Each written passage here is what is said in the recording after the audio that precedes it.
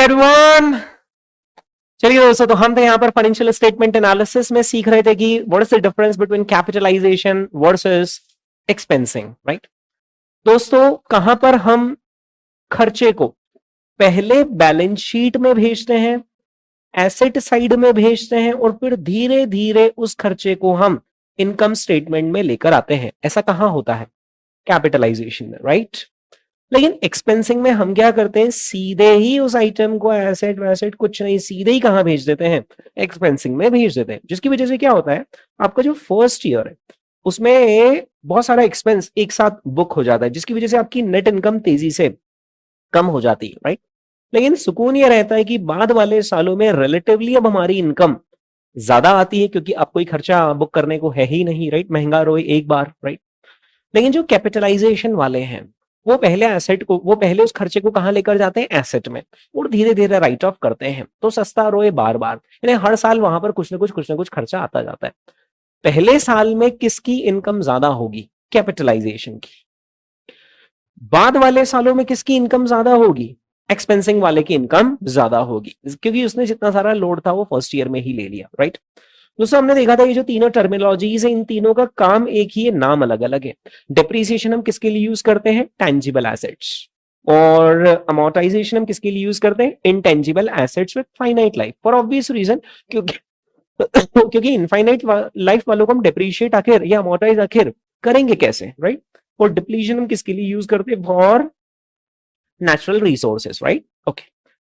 फिर इसके बाद दोस्तों हमने देखा था कि आपने एक बार एसेट को अगर कैपिटलाइज करा तो सब्सीक्वेंट एक्सपेंडिचर्स को हम कैपिटलाइज करेंगे या एक्सपेंसेस में ले जाएंगे, वो डिपेंड करता है कि सब्सीक्वेंट एसेट्स की वजह से क्या आपके फ्यूचर इकोनॉमिक बेनिफिट्स एनहांस हो रहे हैं।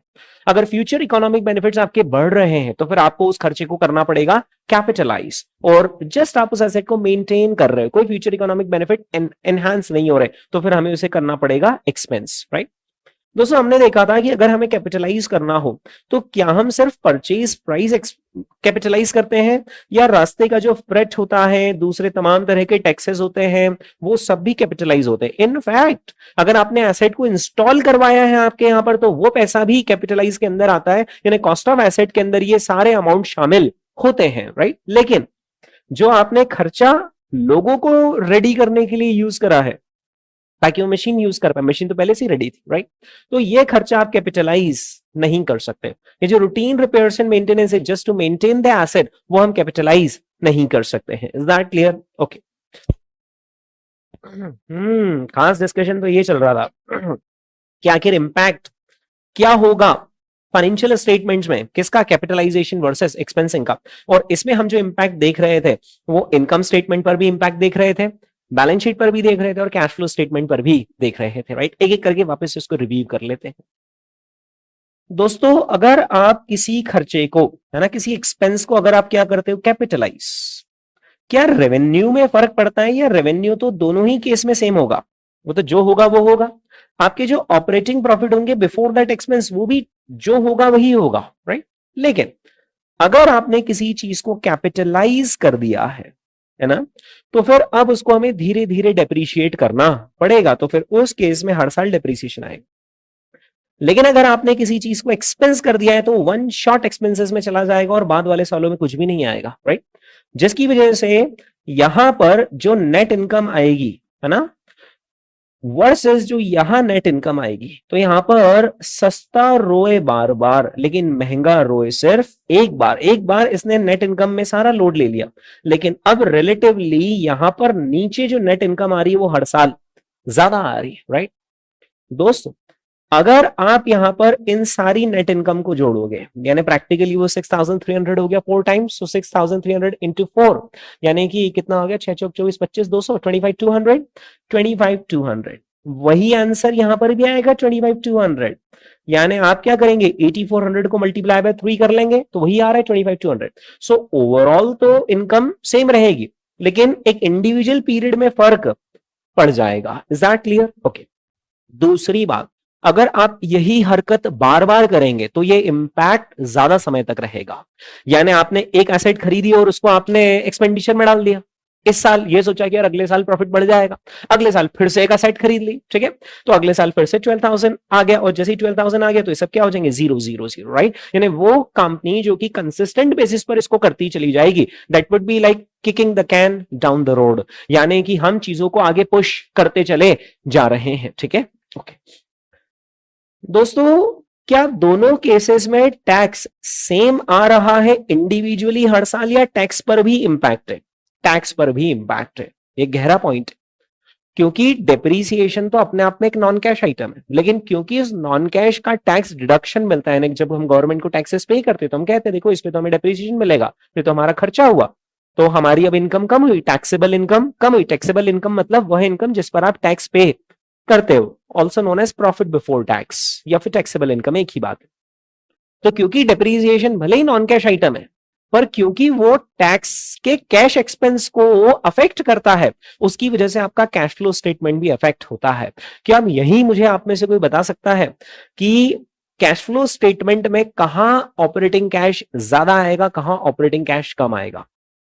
तो फर्स्ट ईयर की अगर मैं बात करूं, तो फर्स्ट ईयर में दोस्तों क्योंकि यहां पर कोई टैक्स ही नहीं पे करा, तो फर्स्ट ईयर में एक्सपेंसिंग करने पर हमारा ऑपरेटिंग कैश फ्लो ज्यादा आएगा to the extent of taxes, क्योंकि टैक्स हमने यहां कम पे करा और हमने यहां टैक्स पे ही नहीं करा। एक मिनट, यहां हमने टैक्स 2700 पे करा, लेकिन यहां हमने टैक्स पे ही नहीं किया, तो क्योंकि आपने कैश आउटगो ही नहीं करा, तो आपका ऑपरेटिंग कैश फ्लो यहां पर ज्यादा आएगा। किसकी वजह से? टैक्स नहीं या कम पे करने की वजह से। लेकिन फिर भी नेट नेट आपका ऑपरेटिंग कैश फ्लो यहां पर कम आएगा। क्यों? क्योंकि आपने उस कैश फ्लो को इन्वेस्टिंग में बताने की बजाय क्योंकि आपने उसको एक्सपेंसेस में बताया, तो एक्सपेंसेस भी कहां से होते हैं? ऑपरेटिंग कैश फ्लो में। यानी आपका ऑपरेटिंग कैश फ्लो, इसकी बात कर रहा हूं मैं एक्सपेंसिंग में, आपका ऑपरेटिंग कैश फ्लो यहां पर उसे खर्चा बताने की वजह से कम होगा, लेकिन टैक्स क्यों उनकी पे नहीं करा तो टू दैट एक्सटेंट थोड़ा सा ज्यादा आएगा। यानी नेट पर फिर भी दोस्तों नेट इंपैक्ट क्या होगा? ऑपरेटिंग कैश फ्लो कम ही आएगा, क्योंकि 12,000 इज अ सिग्निफिकेंट अमाउंट, ठीक है, एज कंपेयर टू जो आपका टैक्स है जो कि सिर्फ कितना परसेंट है? 30%, राइट। ओके, अब इसके बाद दोस्तों हमने बैलेंस शीट में भी इंपैक्ट देखा था। तो बैलेंस शीट में हमने ये देखा था कि क्या शेयर कैपिटल पर फर्क पड़ता है, या वो तो एग्जैक्ट सेम रहती, वो तो एग्जैक्ट सेम रहेगी, राइट, लेकिन हाँ बाकी जगहों पर फर्क पड़ेगा। आप में से कोई ये सोचकर आश्चर्य में तो नहीं कि सर कैश कैसे इंपैक्ट हो गया? कैश उसकी वजह से इंपैक्ट हुआ, वो अपने टैक्स टैक्स टैक्स टैक्स की वजह से इंपैक्ट हुआ ना कैश।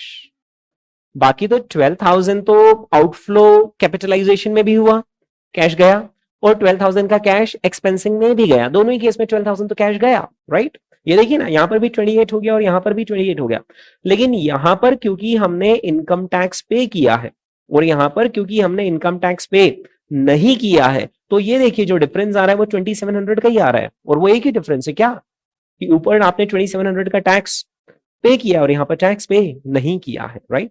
बाकी तो जो 12,000 का खर्चा है वो तो कैश में यहां पर भी जाएगा और कैश में यहां पर भी जाएगा। तुम कुछ सोच में पड़ गए, बोलो।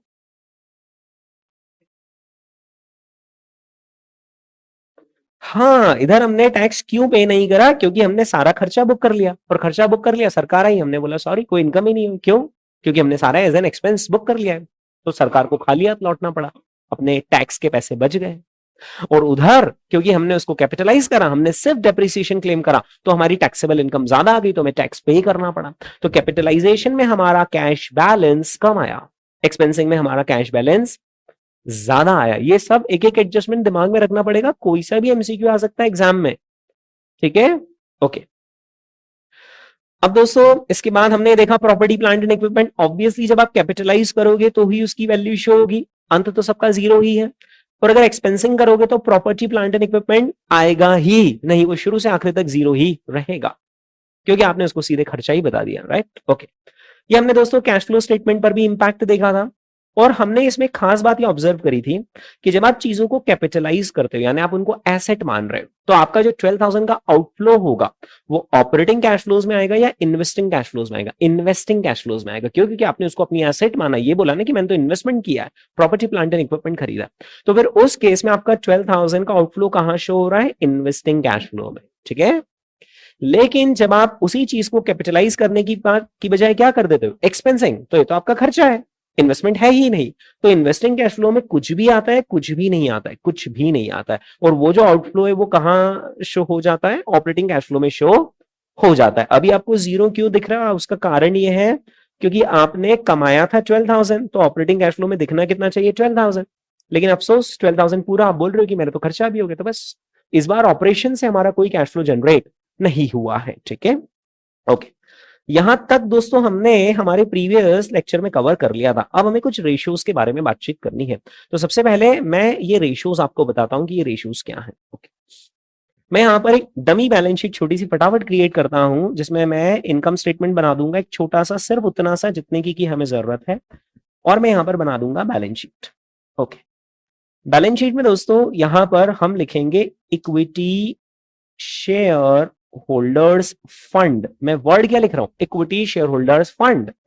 तो आप जब भी मैं बोलूं ना इक्विटी शेयर होल्डर फंड, दिमाग में ये ध्यान रखना कि it comprises of two components. One is, है ना, equity share capital, and another is reserves and surplus. अच्छा, एक और सवाल, क्या रिजर्व्स एंड सरप्लस में जो हमने पिछले साल में पुण्य करा है वो होता है, या पिछले कई सालों का पुण्य, पिछले कई सारे सालों का पुण्य, कई सारे सालों का मतलब जब से कंपनी शुरू हुई ना तब से जितना सारा प्रॉफिट आपने बचाया है डिविडेंड के रूप में डिस्ट्रीब्यूट नहीं करा, जितना बचाते गए रिजर्व में रखते गए, ये एक्यूमुलेटेड रिजर्व होता है। Is that clear?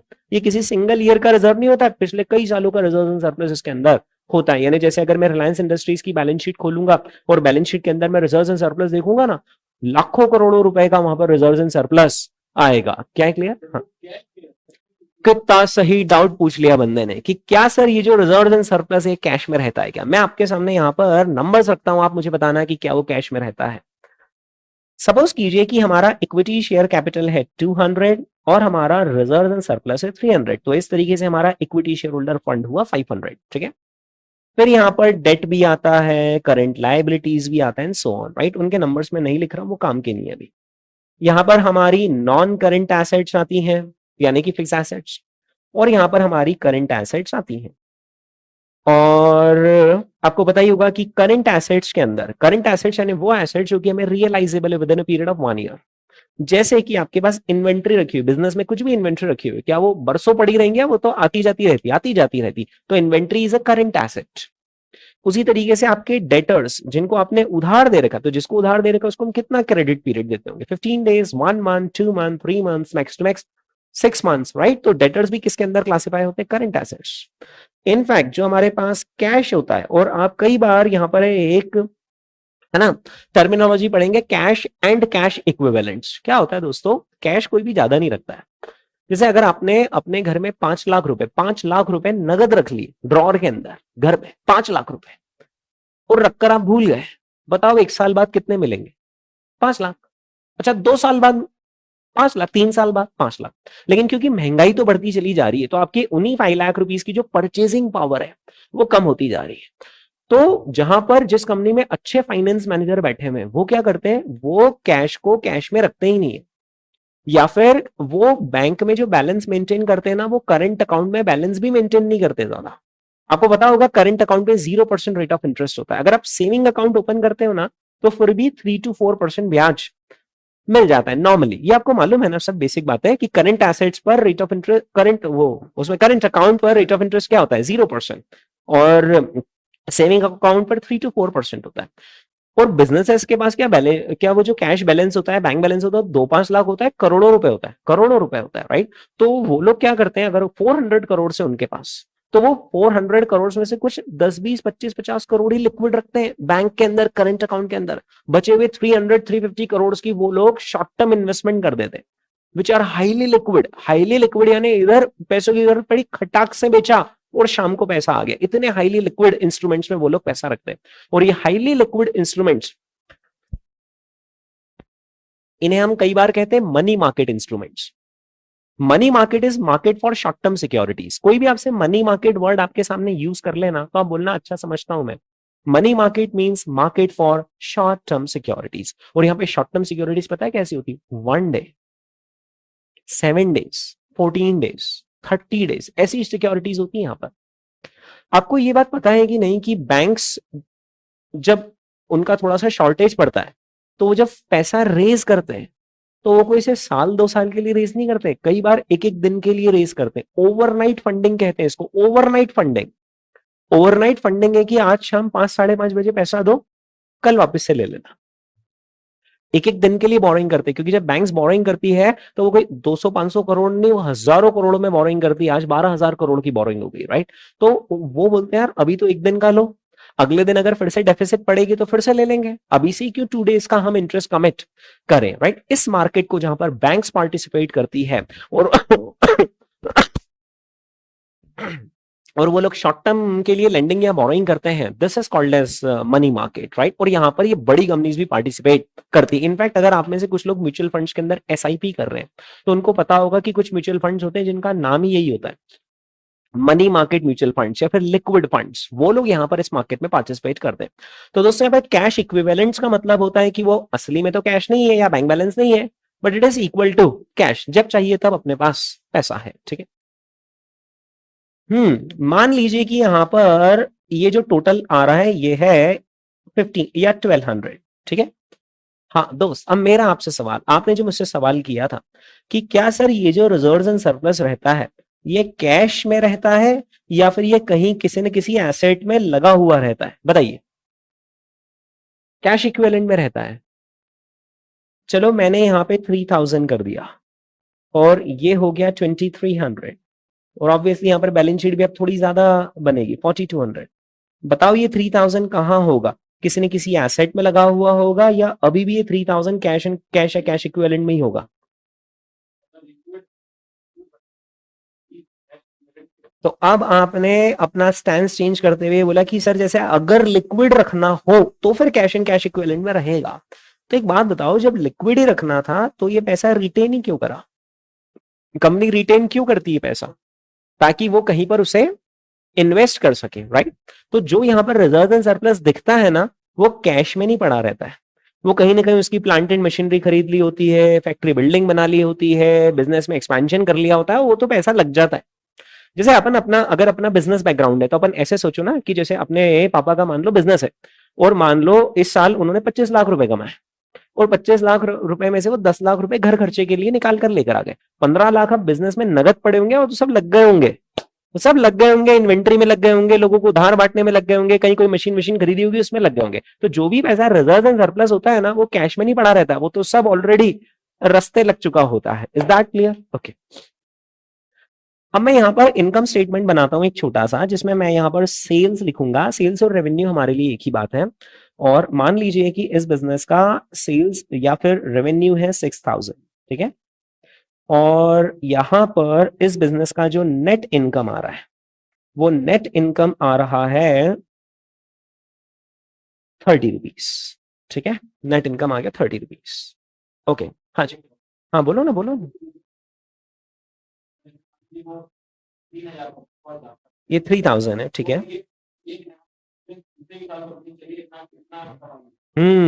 ये रिजर्व एंड सरप्लस का बैलेंस क्या रिफ्लेक्ट करता है? ये रिफ्लेक्ट करता है कि जब से कंपनी हमने सेटअप करी है तब से लगाकर आज तक कंपनी ने कुल कितना प्रॉफिट कमाया है और डिस्ट्रीब्यूट नहीं किया। क्योंकि जो डिस्ट्रीब्यूट कर दिया जाता है वो तो वापस से निकल जाता है कंपनी के पास से। सो रिजर्व एंड सरप्लस का दूसरा नाम है undistributed profits. Reserve and surplus का दूसरा नाम क्या है? अनडिस्ट्रीब्यूटेड प्रॉफिट्स, ठीक है? लेकिन एक और चीज, आपने एक और टर्मिनोलॉजी पढ़ी होगी, सिक्योरिटीज प्रीमियम या share premium. Share premium, securities premium, securities premium, securities premium. नहीं पढ़ा? नहीं पढ़ा सिक्योरिटीज प्रीमियम। मैं समझा देता हूं। सपोज कीजिए कि इस कंपनी ने, जब इस कंपनी की स्थापना हुई थी, है ना, तब कंपनी ने 20 शेयर्स इशू किए थे, या इस पूरे अमाउंट को करोड़ में मान के चलो कि ये सब करोड़ लिखे हुए, यानी दिस इज 500 करोड़, ठीक है? तब उन्होंने 20 करोड़ शेयर्स इशू किए थे एट फेस वैल्यू ऑफ कितने रुपीस? 10 रुपीस। और इस तरीके से कंपनी ने लोगों से, यानी अपने प्रमोटर से 200 करोड़ रुपए इकट्ठे करे और उस 200 करोड़ से कभी 10 करोड़ कमाए, कभी 15 करोड़ कमाए, कभी 40 करोड़ कमाए, ऐसे करके आज तक जो कमाया उसमें से जो बांट दिया वो तो चला जाता है दोस्तों, है ना? जो बचा हुआ है अनडिस्ट्रीब्यूटेड प्रॉफिट, है ना, वो कितना है? 300 करोड़, ठीक है? अब कंपनी ने सोचा क्यों ना हम अपने आप को लिस्ट करवाएं शेयर बाजार में। और शेयर बाजार में अगर आपको अपने आप की लिस्टिंग करवानी है तो आपको आईपीओ लेकर आना पड़ेगा। आईपीओ लाने के लिए आपको लोगों को शेयर्स देने पड़ेंगे, यानी public would subscribe to your shares. अपने कॉमन सेंस से बताइए, कि प्रमोटर्स ने जिस जमाने में कंपनी लगाई थी तब उन्होंने 10 रुपीज पर अपने आप को शेयर्स इश्यू करवाए थे, क्योंकि तब तो कंपनी नई नहीं थी, फेस वैल्यू पर इश्यू होंगे। लेकिन अब जब कंपनी का आईपीओ आएगा तो क्या आईपीओ 10 रुपीज के शेयर प्राइस पर आएगा या उससे ज्यादा भी आएगा? उससे ज्यादा भी आएगा। इनफैक्ट आपने भी तो कितने सारे आईपीओ देखे होंगे, जो भी कंपनीज के आईपीओ आते हैं वो फेस वैल्यू पर नहीं आते, वो अलग प्राइस पर आते हैं, ठीक है, कुछ बढ़ी हुई प्राइस पर आते हैं। मान लीजिए ये कंपनी सोच रही है कि हम हमारा आईपीओ 70 रुपीज पर लेकर आएंगे, तो अब इस 70 रुपीज के दो कंपोनेंट माने गए हैं कि इस 70 में फेस वैल्यू कितने रुपीज है, 10, और जो शेयर प्रीमियम है जिसको हम आज के जमाने में सिक्योरिटीज प्रीमियम कहते हैं वो है 60 रुपीज, ठीक है।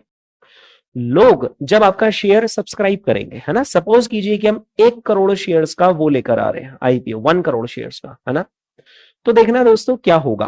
अब इस आईपीओ का इंपैक्ट आपकी बैलेंस शीट में क्या आएगा? आपके पास कैश आ जाएगा कितने करोड़? 70 करोड़, ठीक है। लेकिन क्या 70 करोड़, देखो एसेट साइड में तो आगे, अब लाइबिलिटी साइड में भी 70 ही लिखना पड़ेगा तभी बैलेंस शीट बैलेंस होगी।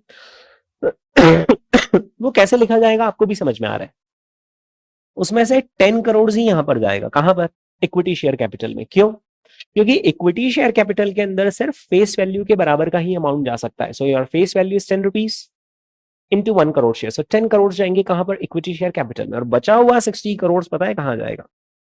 रिजर्व्स एंड सरप्लस में। तो रिजर्व्स एंड सरप्लस के अंदर अब देखा जाए तो दो चीजें होती है। क्या? जो हमने अगर शेयर इश्यू करें, and we have issued the shares at a premium over the face value, so the premium that we have collected forms part of the reserves and surplus, plus जो भी हमने पास्ट में profits कमाए हैं उसका जो undistributed portion है वो भी किसके अंदर होता है? रिजर्व्स एंड सरप्लस के अंदर, है ना। नहीं नहीं, ये 60 करोड़ टैक्सेबल नहीं है दोस्त, है ना, टैक्स प्रॉफिट पे लगता है। यहां पर कंपनी ने कोई प्रॉफिट नहीं कमाया, कंपनी ने नए शेयर्स इश्यू करे, है ना, इसको प्रॉफिट नहीं बोलते, इस पे कोई टैक्स वैक्स का इंप्लीकेशन नहीं है। कंपनी इसको यूज करेगी ना एसेट खरीदने में, है ना। तो ये 60 करोड़ अभी अभी मैंने नगद में दिखा है, पर कंपनी ने आईपीओ इसने थोड़ी लाया कि यार हम कैश लेकर बैठे रहेंगे। कंपनी तो हाथों हाथ 70 करोड़ से प्लांट एंड मशीनरी ले आएगी, कुछ कुछ कर लेगी, तो वो सारे पैसे जो रिजर्व्स एंड सरप्लस के अंदर है वो लिक्विड नहीं होते, वो सब रस्ते लग चुके होते हैं, ठीक है, ओके। सर वो हाँ 60 करोड़ को आप डिविडेंड के रूप में नहीं बांट सकते हो, राइट, क्योंकि वो तो सिक्योरिटीज प्रीमियम है ना, आपका डिस्ट्रीब्यूटेबल प्रॉफिट होना चाहिए जो आपने बिजनेस में कमाया हो। Is that clear? वो ही आप डिविडेंड के रूप में बांट सकते हैं, ठीक है। ओके दोस्तों, मैं आपको कुछ रेशियो समझा रहा था, तो मैंने यहां पर एक बैलेंस शीट कंस्ट्रक्ट कर ली, इनकम स्टेटमेंट कंस्ट्रक्ट कर लिया। अब मैं यहां पर आपको 3 रेशियो समझाने वाला हूं, जिसमें सबसे पहला रेशियो है हमारा asset turnover ratio. Okay, assets turnover ratio, है ना। मैं एसेट टर्नओवर रेशियो बोलूं या फिर मैं टोटल एसेट्स टर्नओवर रेशियो बोलूं, एक ही बात है ना। Okay, assets turnover ratio. सबसे पहले मैं डायरेक्टली आपके सामने फॉर्मूला लिख देता हूं कि इसका फॉर्मूला क्या है। तो इसका फॉर्मूला होता है टर्नओवर डिवाइडेड बाय एसेट्स।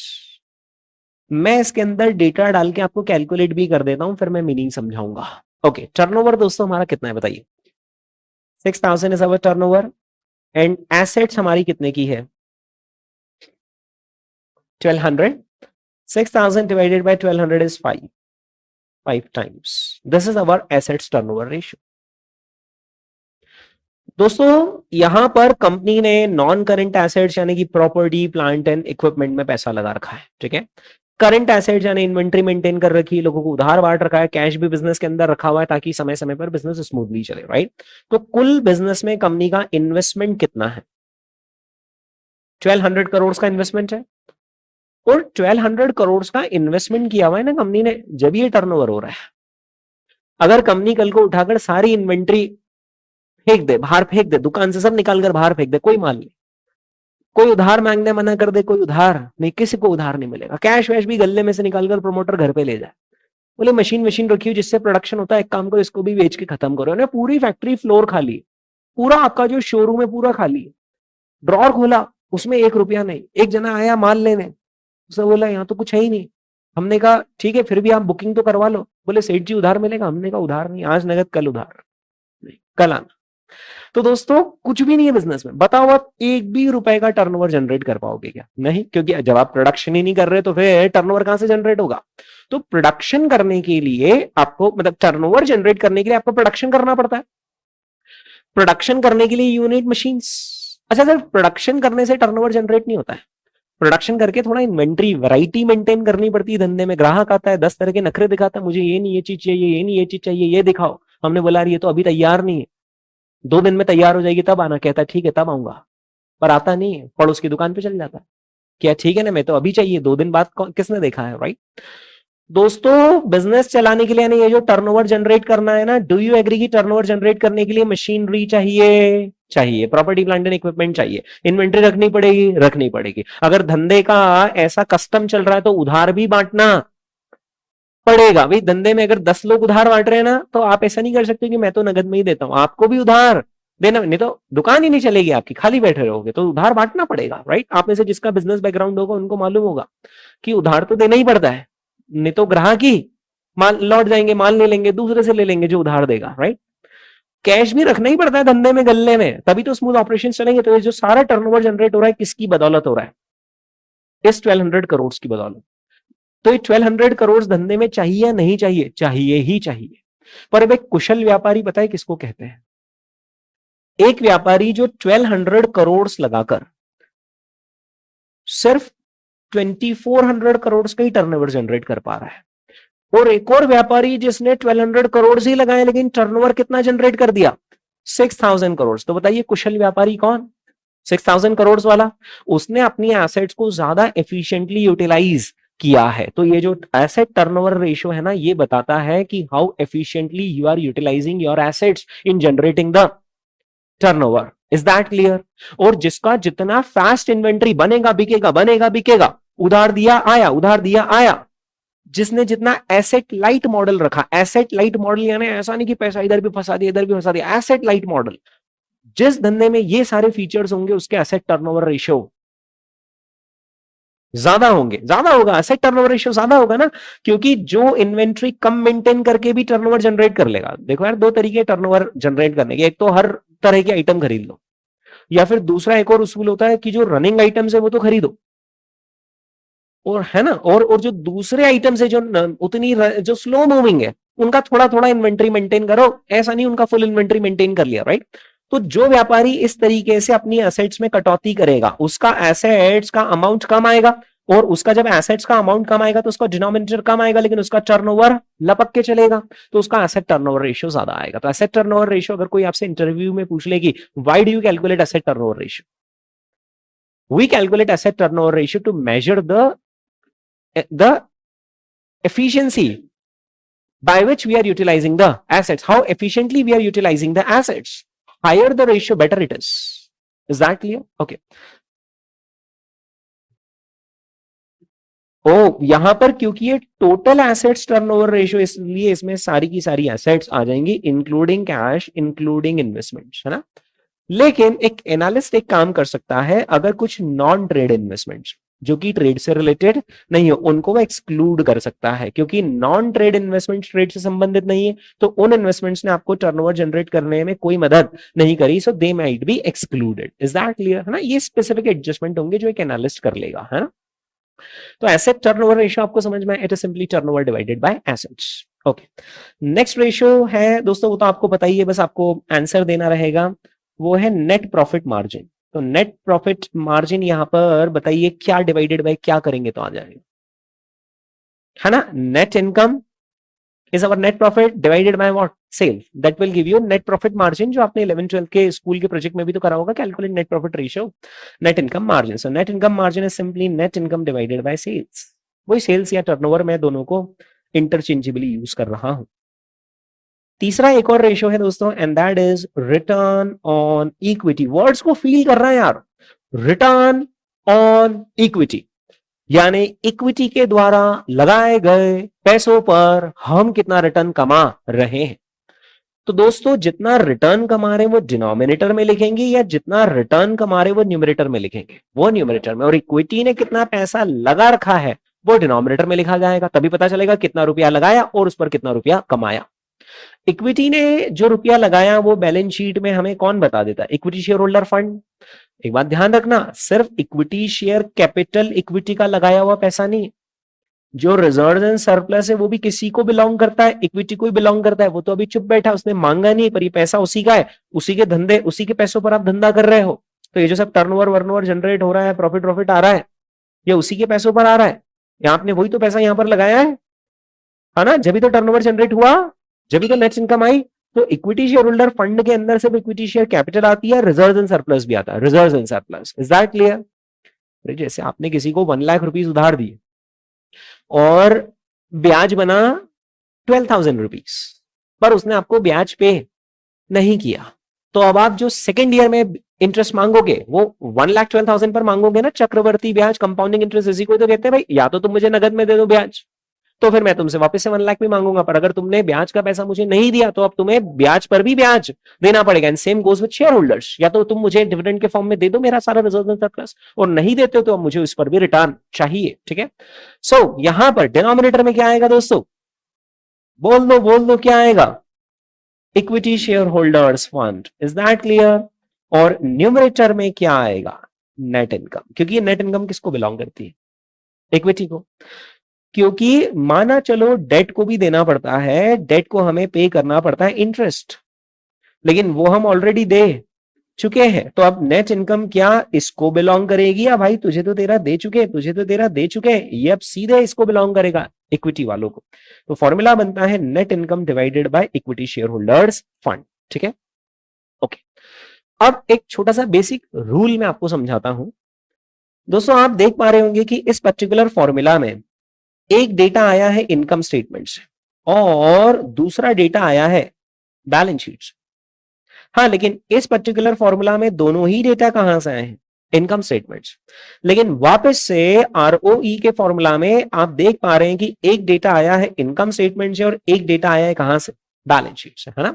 जहां पर या तो दोनों ही डेटा इनकम स्टेटमेंट से आए, मैं जनरली बात कर रहा हूं, किसी भी रेशो में जिंदगी भर ध्यान रखना, अगर किसी भी रेशो में दोनों ही डेटा इनकम स्टेटमेंट से आ रहे हैं तो कुछ एडजस्टमेंट करने की जरूरत नहीं, बस सीधे इनकम स्टेटमेंट से डेटा उठाओ और लिख दो।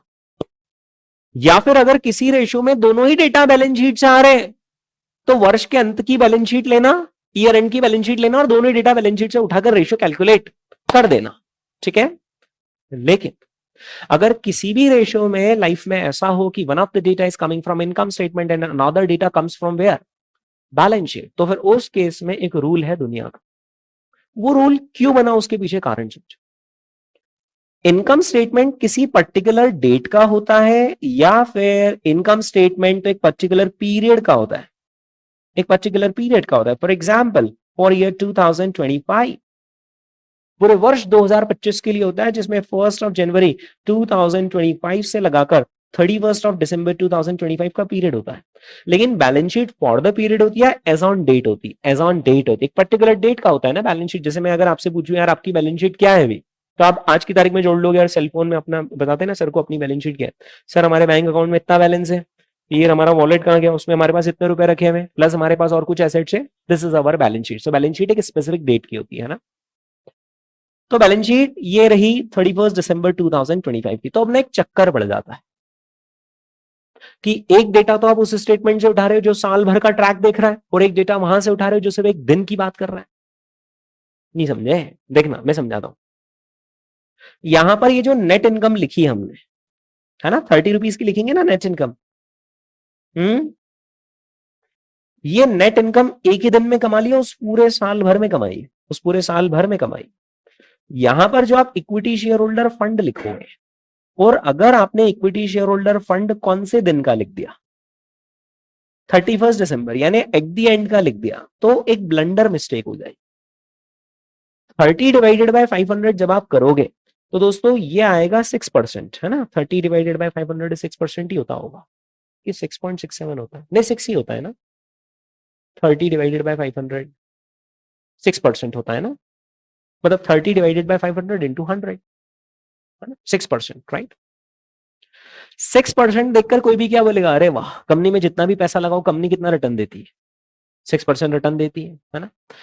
लेकिन अपने आप से पूछो कि ये जो रिटर्न जनरेट हुआ है, क्या ये 31 दिसंबर को जनरेट हुआ या 1 तारीख से मेहनत करी, साल भर मेहनत करी तो ये रिटर्न जनरेट हुआ है? तो ये रिटर्न जनरेट हुआ 1 तारीख से आखिरी दिन तक मेहनत करी तो ये रिटर्न जनरेट हुआ है क्या? मेरा सवाल है आपसे। कि क्या ये रिटर्न जनरेट करने के लिए हमारे पास डे 1 पर 500 अवेलेबल थे, या वो जो 500 है उसके अंदर ये वाला रिटर्न 30 वाला भी शामिल है, इंक्लूडेड है, इंक्लूडेड है। बहुत गहरी बात बोल दी। ये जो इनकम स्टेटमेंट है ना भैया, पहले दिन 1 जनवरी के दिन अपन ने सुबह 8-9 बजे आते पहले दुकान का शटर चालू करा, ग्राहक आया, माल बेचा, पैसा कमाया, पैसा कमाया, रोज कमाया, रोज कमाया, रोज कमाया, रोज कमाया, कब तक कमाया? 31 दिसंबर तक कमाया। और फिर हमने कहा 30 करोड़ कमाया अपन, है ना। और जब आप बैलेंस शीट बनाओगे तो ये 30 करोड़ कहां जुड़े हुए होंगे? रिजर्व एंड सरप्लस के अंदर जुड़े हुए होंगे, 500 के अंदर जुड़े हुए होंगे, है ना। अपने दिल पे हाथ रखो और उससे पूछो कि क्या ये 30 करोड़ आपने 500 करोड़ से कमाए हैं, या आपकी जो बिगिनिंग ऑफ द ईयर में बैलेंस शीट थी, यानी 1 दिसंबर, वो बिगिनिंग ऑफ द ईयर किसको बोलेंगे? 1 जनवरी 2025 के दिन जो बैलेंस शीट थी, वो जो पैसा था उस पर 30 करोड़ कमाया,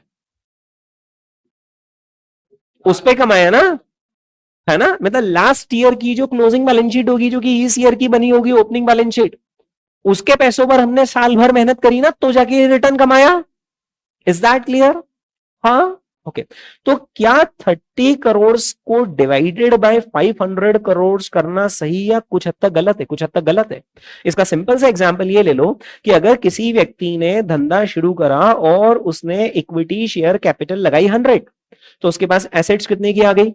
100 की। उससे उसने अपना काम धंधा स्टार्ट करा, सेल्स टर्नओवर जनरेट करना शुरू करा, और साल भर काम करके उसने नेट इनकम कमाई 20। तो बताइए उसका रिटर्न परसेंटेज क्या है? 20%। बंदा 100 रुपए लगाता है और 20 रुपए कमाता है। 100 रुपीज वो लगाता है और 20 रुपीज कमाता है ना। लेकिन अभी क्या मिस्टेक कर रहे थे कि ये इनकम स्टेटमेंट तो हमने फॉर द पीरियड ले लिया, और हमने ये 20 रुपीज की इनकम यहां पर जोड़ दी, क्योंकि eight the end of the year तो वो जुड़ेगी सही ना। और हमने इक्विटी शेयर होल्डर फंड कितना ले लिया? 120। और अब हम क्या बोल रहे हैं कि 20 जो हमने कमाए हैं वो कितने लगाकर कमाए? 120 लगाकर कमाए। लेकिन अपने दिल पे हाथ रखो, उससे पूछो कि 20 जो कमाए हैं वो 120 लगाकर कमाए, या 20 तो हमने 100 से ही कमा लिए, 100 से ही कमा लिए। 120 तो हमारे पास अब आए हैं, और इस 120 से हम अगले साल धंधा करेंगे और प्रॉफिट कमाएंगे। वो प्रॉफिट जुड़ेगा, पर वो प्रॉफिट कमाने में जो मदद करी है वो इस साल के 120 ने करी, नेक्स्ट ईयर के। Is that clear? तो अब आप बताइए कि जो करेक्ट डिनोमिनेटर होना चाहिए यहां पर, वो at the end of the year का इक्विटी शेयर होल्डर फंड होना चाहिए, या फिर at the beginning of the year का? At the beginning of the year का होना चाहिए। हाँ, लेकिन एक और ट्विस्ट है इसके अंदर। क्या जो आपने 30 करोड़ कमाए हैं वो आपने वन शॉट कमाए, या ग्रेजुअली धीरे धीरे ओवर द ईयर कमाए? ओवर द ईयर कमाए। कभी आपने किसी दिन 20 लाख कमाए होंगे, किसी दिन 25 लाख कमाए होंगे, किसी दिन 2 लाख कमाए होंगे, किसी दिन 5 लाख कमाए, धीरे धीरे करके कमाए। जो आपने पहले दिन कमाया होगा वो आपने साइड में निकाल के रख दिया होगा, या वो भी धंधे में रोटेशन में यूज किया होगा? वो भी धंधे में रोटेशन में यूज किया होगा। यानी ये जो 30 करोड़ कमाए हैं ना, उसे कमाने के लिए 30 करोड़ भी यूज हुआ है।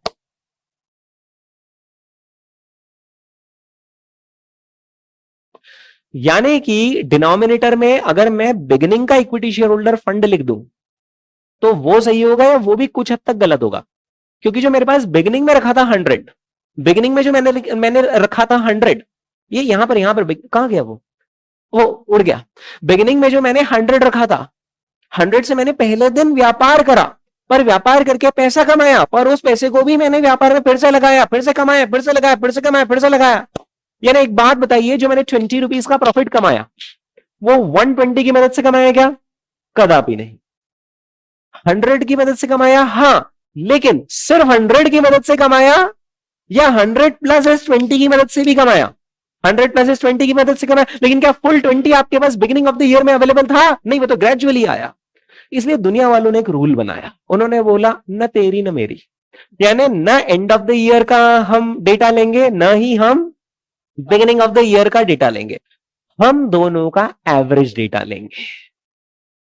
एंड दैट इज परफेक्ट, एकदम सही हो रहा है वो।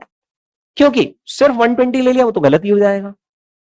सिर्फ 100 ले लिया वो भी गलत हो जाएगा, क्योंकि ड्यूरिंग द ईयर जो डेली प्रॉफिट जनरेट हुए वो भी तो यूज हुए, तो इसलिए क्या लिया गया, बिगिनिंग और एंडिंग का क्या लिया गया, एवरेज। तो दुनिया में ऐसा हर रेशियो जिसमें एक डेटा इनकम स्टेटमेंट से आ रहा है और एक डेटा कहां से आ रहा है, बैलेंस शीट से, उसमें बैलेंस शीट में क्लोजिंग का डेटा नहीं लिया जाता है, उसमें बैलेंस शीट का ओपनिंग का डेटा नहीं लिया जाता है, ओपनिंग और क्लोजिंग का क्या लिया जाता है, एवरेज। ठीक है, तो अब बताइए मैं कौन कौन से फॉर्मूला में करेक्शन कर दूं।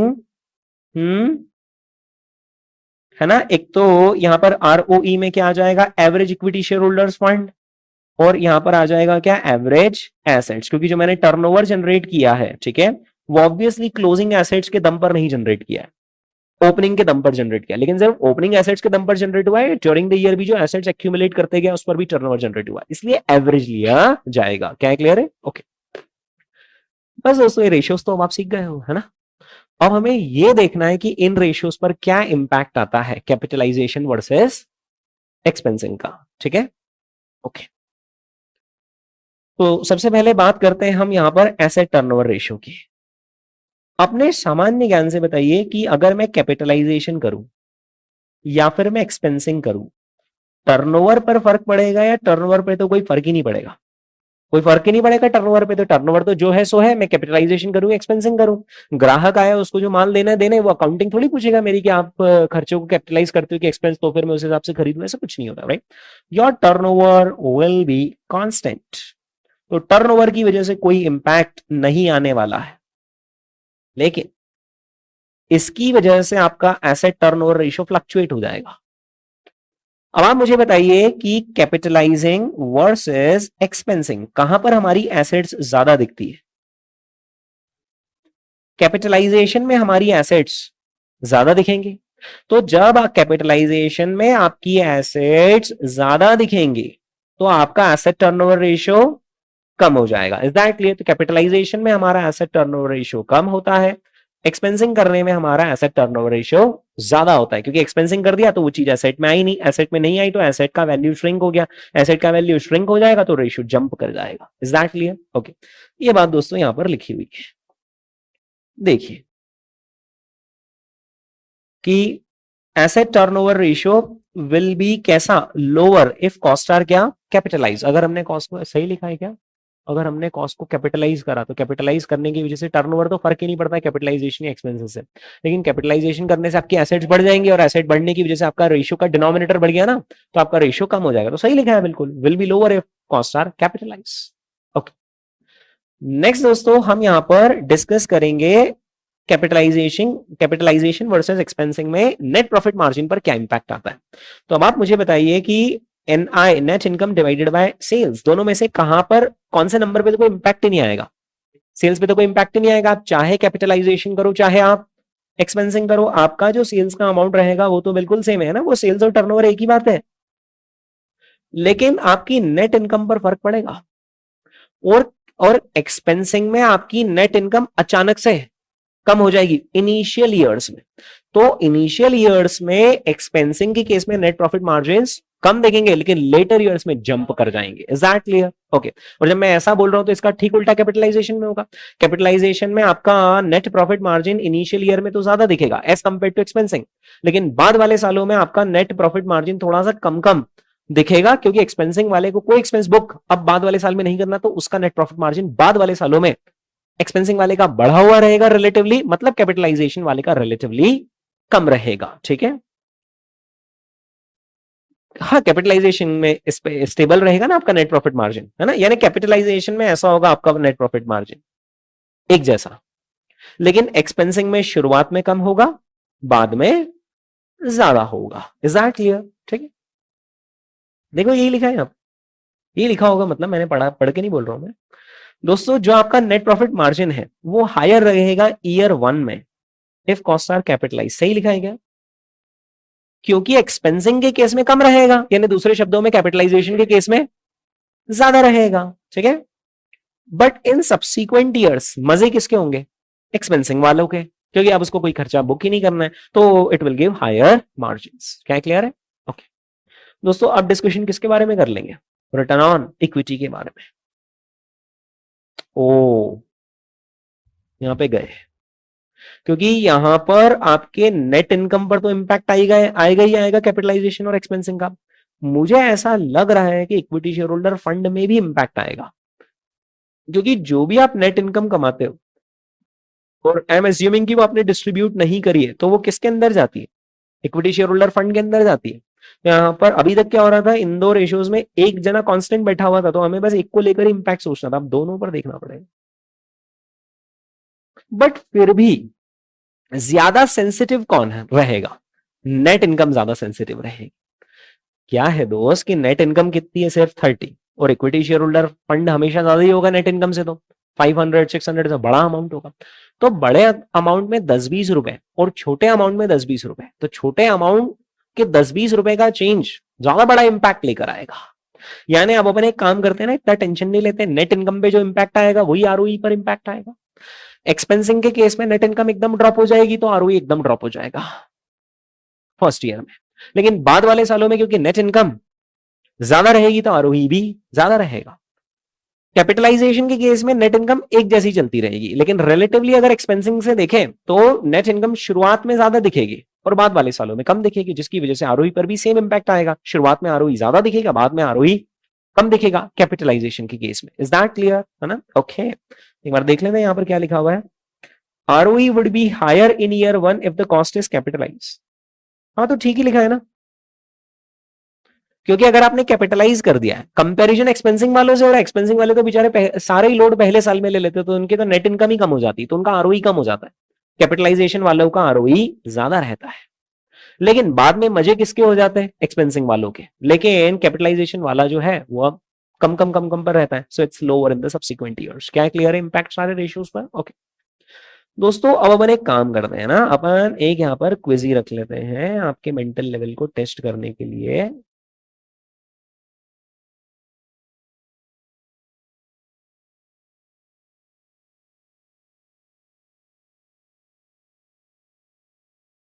है ना? और ये सारे सारे इंपैक्ट अपन एक बार सोच लेंगे, ठीक है?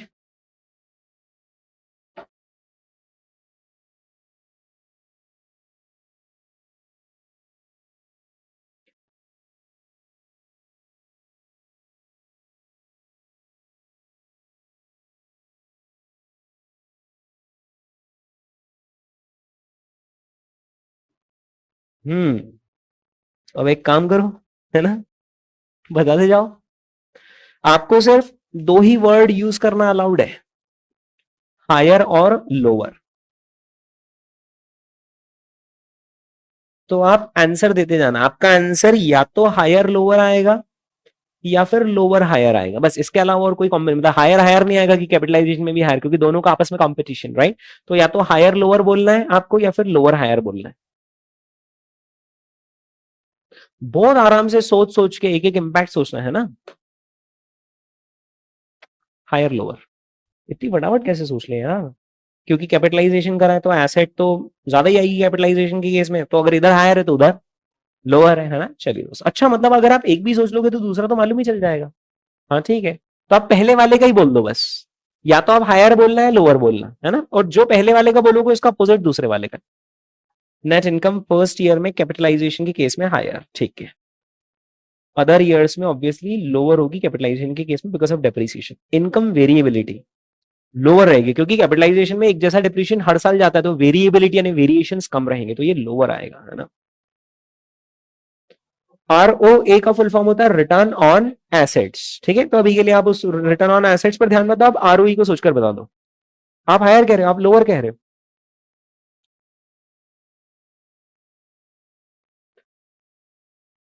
हायर फर्स्ट ईयर में है ना, क्योंकि फर्स्ट ईयर में आपकी नेट इनकम कैपिटलाइजेशन की केस में ज्यादा आती है, तो जब आपकी नेट इनकम ही ज्यादा आएगी तो वो नीचे इक्विटी शेयर होल्डर फंड उतना सेंसिटिव नहीं होता है, क्योंकि वो बहुत बड़ा अमाउंट होता है। तो बड़े अमाउंट में 10-20 का फर्क ज्यादा मैटर नहीं करता है जितना कि उधर।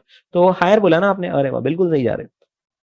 अदर ईयर्स में ऑब्वियसली कैपिटलाइजेशन में कम आएगा, ओके। इधर आप डेट रेशियो पर ध्यान मत देना, डेट टू इक्विटी रेशियो। ओ अच्छा, पर आपको तो ये दोनों ही रेशियोज नहीं पता है, तो मैं एक मिनट बता दूं ना। वैसे तो ना ये नाम से ही समझ में आता है, डेट टू इक्विटी रेशियो, यानी कि डेट अपॉन इक्विटी, है ना। तो अगर मैं जैसे यहां पर आऊं, तो अगर मैं यहाँ पे डेट का कुछ अमाउंट लिख दूं, तो वो डेट का जो भी मैं अमाउंट लिखूं, मान लो मैंने 300 लिख दिया, तो date divided by equity share holder fund, है ना। सो 300 divided by 500, 0.6, it is debt equity ratio. Okay, यहां पर दोस्तों दाव लगाना है ना, फर्स्ट ईयर में लोअर है। एक बात बताओ, डेट पे कोई फर्क पड़ रहा है आपके एक्सपेंसिंग या नहीं, राइट। तो अल्टीमेटली जो सारा गेम होगा वो कहां पर होगा, इक्विटी में होगा। अब अगर आप एक्सपेंसिंग करते हो तो एक्सपेंसिंग में आपका नेट प्रॉफिट कुछ होता ही नहीं है, तो आपकी इक्विटी बढ़ती या नहीं बढ़ती, नहीं बढ़ती है। तो एक्सपेंसिंग के केस में इक्विटी कम रहती है, और एक्सपेंसिंग के केस में अगर इक्विटी कम रहेगी तो डेट इक्विटी रेशियो ज्यादा आएगा। तो एक्सपेंसिंग के केस में डेट इक्विटी रेशियो हायर आएगा, यानी कैपिटलाइजेशन के केस में लोअर आएगा, क्योंकि कैपिटलाइजेशन के केस में आपके इक्विटी के अंदर कुछ कुछ प्रॉफिट फर्स्ट ईयर से ही जुड़ना शुरू हो जाता है, तो इक्विटी का अमाउंट बढ़ जाता है। डिनोमिनेटर किसी भी रेशियो में बढ़ेगा तो नेट रिजल्ट उस रेशियो का कमी आएगा, राइट। यानी आगे समझ में, लोअर और हायर, ठीक है। सीएफओ यानी cash flow from operating activities, यहां पर आप कह रहे हैं हायर आएगा। इतनी फटाफट कैसे सोच लिया, मैं तो इतनी जल्दी सोच भी नहीं पाता हूं। ओ हाँ, सिंपल सी बात है, अपन एक्सपेंसिंग में सोच लो तो, है ना। तो एक्सपेंसिंग में सीधे ही 12,000 पूरा ही माइनस हो गया, तो cash flow from operating activities एकदम कम हो गया, ठीक है। दूसरी बात, कैपिटलाइजेशन वालों के तो मजे है, वो 12,000 तो माइनस ही नहीं करना पड़ता है, क्योंकि वो 12,000 मालूम कहां चला जाता है, उधर चला जाता है इन्वेस्टिंग एक्टिविटीज में। तो इनका cash flow from operating activities हमेशा हायर आएगा कैपिटलाइजेशन वालों का, ठीक है। तो यहां पर आएगा higher and then lower cash flow from investing. तो कैपिटलाइजेशन वाले यहां पर लोअर हायर आउटफ्लो हो जाएगा, इसलिए लोअर, है ना, ये भी ध्यान रखना, क्योंकि कैपिटलाइजिंग वाले कैश फ्लो फ्रॉम इन्वेस्टिंग के अंदर उसको एज एन आउटफ्लो बताते हैं। तो इन्वेस्टिंग का यहां आउटफ्लो ज्यादा दिखेगा, और आउटफ्लो ज्यादा दिखेगा मतलब cash flow from investing activities कम दिखेगा, क्योंकि इनफ्लो ज्यादा होता तो हायर बोलते हैं। अब ये तो इनफ्लो में रिड्यूस करेगा आउटफ्लो, इनफ्लो में रिड्यूस होगा, तो अल्टीमेटली इनका cash flow from investing activities कम ही आएगा, इनका एक्सपेंसिंग वालों का ज्यादा आएगा, क्योंकि वो ये खर्चा कहां दिखा चुके हैं, ऑपरेटिंग में दिखा चुके हैं, ठीक है। एक बार फिर से रिपीट करूंगा, आ गया समझ, एक बार फिर से, है ना। ओके, मैं कहना चाह रहा हूं दोस्त कि जो कैपिटलाइजेशन वाले हैं वो cash flow from investing activities के अंदर उसको शो करते हैं। तो जब आप कैश फ्लो फ्रॉम इन्वेस्टिंग में उसको माइनस में शो कर रहे हो, तो cash flow from investing activities reduce हुआ ना, यानी लोअर।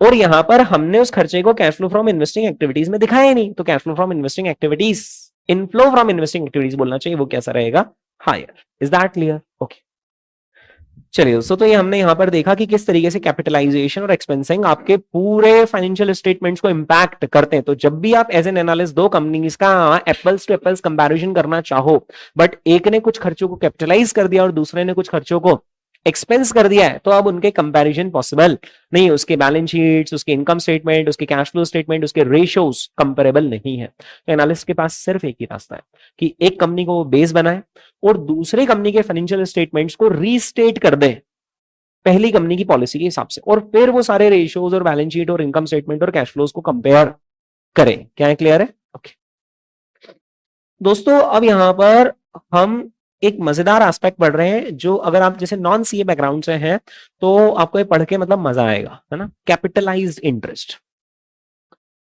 सपोज कीजिए दोस्तों कि मुझे एक जहाज बनवाना है, जहाज। मान लो कि मैं कोई नेवी वाली कंपनी हूं, जो कि शिपिंग की कंपनी हूं, जो कि मैं गुड्स इंडिया से अमेरिका और कहां कहां लेकर जाती हूँ, बट उसके लिए मुझे शिप खरीदना है, शिप का कप्तान रिक्रूट करना है, शिप के बाकी जो क्रू मेंबर्स है वो रिक्रूट करना है, लोगों से कांटेक्ट करना है कि आपके पार्सल आप हमारे यहाँ पर दो, हम आपके गुड्स कैरी करेंगे, इंश्योरेंस कंपनी से मुझे टाई अप करना है, सामने वाली कंट्री के पोर्ट के लोगों से मुझे, कस्टम्स से मुझे साठ गांठ करनी है, सारा काम मेरा है। लेकिन जहाज बनाने का काम मेरा नहीं है। जहाज वैसे भी बहुत बड़ा होता है और बनने में बहुत समय लगता है। आपको मालूम, एक जहाज बनने में, मैं नाव की बात नहीं कर रहा हूं, जहाज बनने में कितना समय लगता होगा, एक जहाज लगभग 5 से 10 साल लगते हैं एक जहाज बनने में। आप उसको ऐसा सोचो कि जो जहाज होता है वो अपने घर, जो भी अपने घर का साइज है उसके बराबर होता है जहाज, या ऐसे तो कम से कम 25-50 घर आ जाएंगे उसमें, 25-50 घर आ जाएंगे, इतना बड़ा सारा जहाज होता है। तो हमें जब घर बनाने में ही 2-3 साल लग जाते हैं, तो अगला क्या बना रहा है, जहाज। और दूसरी चीज, हम तो जमीन पर बना रहे हैं उसको, तो वो सारी चीजें पानी में चले वैसी बनानी है ना, तो एक जहाज बनाने में जनरली 10 ईयर्स लगते हैं। कितने? जनरली 10 ईयर्स लगते हैं एक जहाज बनाने, राइट। अपनी कंपनी ये जहाज बनाने के लिए किसी शिप मैन्युफैक्चरिंग कंपनी के पास गए, है ना, जैसे कोचिन शिप यार्ड या ऐसे आपने नाम वाम सुने होंगे ना कुछ, है ना, ओके। या मजगांव डॉक शिप बिल्डर्स ऐसे करके कुछ कुछ शेयर है दोस्तों शेयर मार्केट में। अपन उनके पास गए कि हमें जहाज बनाना और स्पेसिफिकेशन दी, राइट। उन्होंने पूरा कैलकुलेशन किया कि इतने लगेगा इतने लगेगा, कितने डायमेंशन का जहाज बनेगा, क्या माल मटेरियल यूज होगा, ऐसे करके उन्होंने पूरा हमें एस्टिमेट दिया। और वो एस्टिमेट उन्होंने हमें दिया कि 150 करोड़ रुपए, 150 करोड़ रुपीज आपको लगेंगे जहाज बनाने। हमने कहा देखा जाए तो फेयर ना, हम घर ही बनाते तो 2-5-10 करोड़ रुपए में बन जाता है। तो अब ये तो फिर जहाज बन रहा है, पानी पर चलेगा, इसमें तो लग्जरी भी देनी है, राइट। 150 करोड़ रुपए का जहाज बन रहा है। अब बनाए वापस से अपने ऑफिस में, और अपन ने कहा यार एक काम करो ना, अच्छा ये 150 करोड़ करोड़ रुपए का जो जहाज बनेगा ये कितने साल में बनकर तैयार होगा? 10 साल, है ना, ठीक है। हमने कहा उसकी जगह अपन एक काम करो ना, अपन ही बना लो जहाज। एक काम करो, एक छोटी सी टीम रिक्रूट करो, ऐसे लोगों की जिनको की शिप बिल्डिंग का कामकाज आता हो, उनको अपन रिक्रूट कर लो ना। अपने नहीं बनाना जहाज, अपने को नहीं आता, पर अपन ऐसे लोग रिक्रूट कर लो ना। अंबानी जी को टेलीकॉम चलाना थोड़ी ना आता था, पर अंबानी जी ने क्या करा, एयरटेल, वोडाफोन, आइडिया, दूसरी कंपनीज के एम्प्लॉइज उठा लिए और बोला बना चलाओ अपना नेटवर्क। अंबानी जी को थोड़ी टेलीकॉम की ज्यादा समझ थी, राइट। पर उन्होंने क्या करा, वैसे रिक्रूट कर ली पीपल। तो वैसे ही अपन क्या करेंगे, जहाज बनाने के लिए पीपल रिक्रूट कर लेंगे, है ना। और अब ये लोग दोस्तों हमारे यहाँ पर बैठकर जहाज बनाएंगे, ठीक है। ये लोग अब बैठकर जहाज बनाएंगे अपने यहाँ, है ना।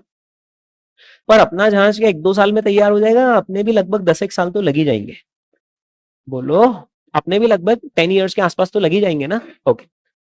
फर्स्ट ईयर में हमारा खर्चा होगा मान लो 10 करोड़, सेकंड ईयर में हमारा खर्चा होगा मान लो 8 करोड़, फिर उसके बाद खर्चा होगा मान लो 20 करोड़, किसी साल खर्चा होगा 15 करोड़, ऐसे करके अपना खर्चा होगा, है ना। लेकिन क्या हमारा खर्चा इनके बराबर पहुंचेगा, या जनरली स्पीकिंग इनसे कम ही रहेगा? इनसे कम ही रहेगा। उसका एक कारण तो ये कि ये लोग हमसे प्रॉफिट मार्जिन चार्ज कर रहे हैं, और अपने केस में प्रॉफिट मार्जिन फिर कुछ होगा ही नहीं, क्योंकि अपन तो खुद ही माल मटेरियल लेकर आ रहे हैं, खुद ही लेबर ले रहे हैं, तो इनका प्रॉफिट मार्जिन तो यहां से हटा दिया।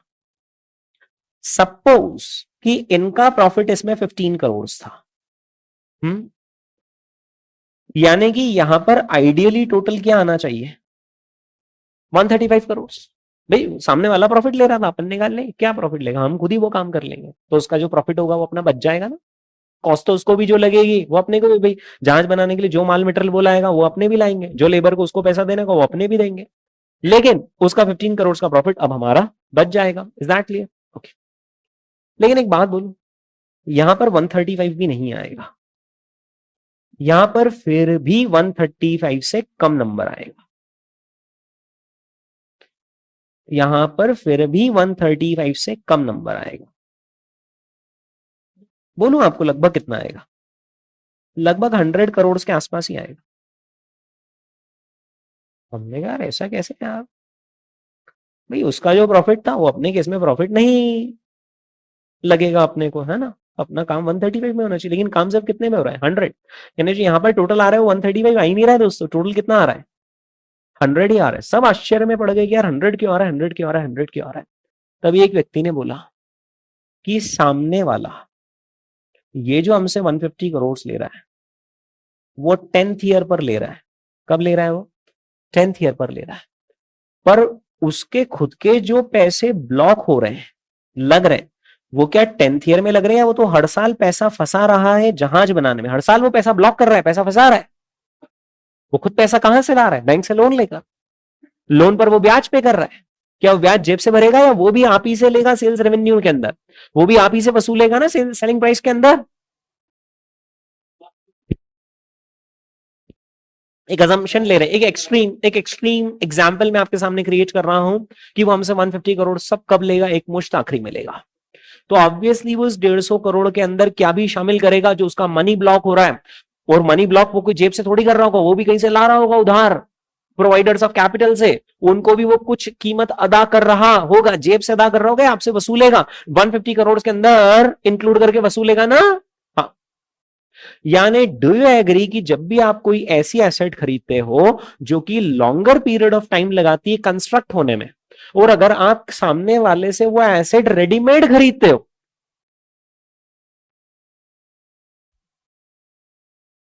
तो वो आपसे सिर्फ कॉस्ट लेता है, कॉस्ट प्लस प्रॉफिट लेता है, या cost plus profit plus interest? Cost plus profit plus interest that he has incurred while constructing that asset, because this asset takes 10 years to construct.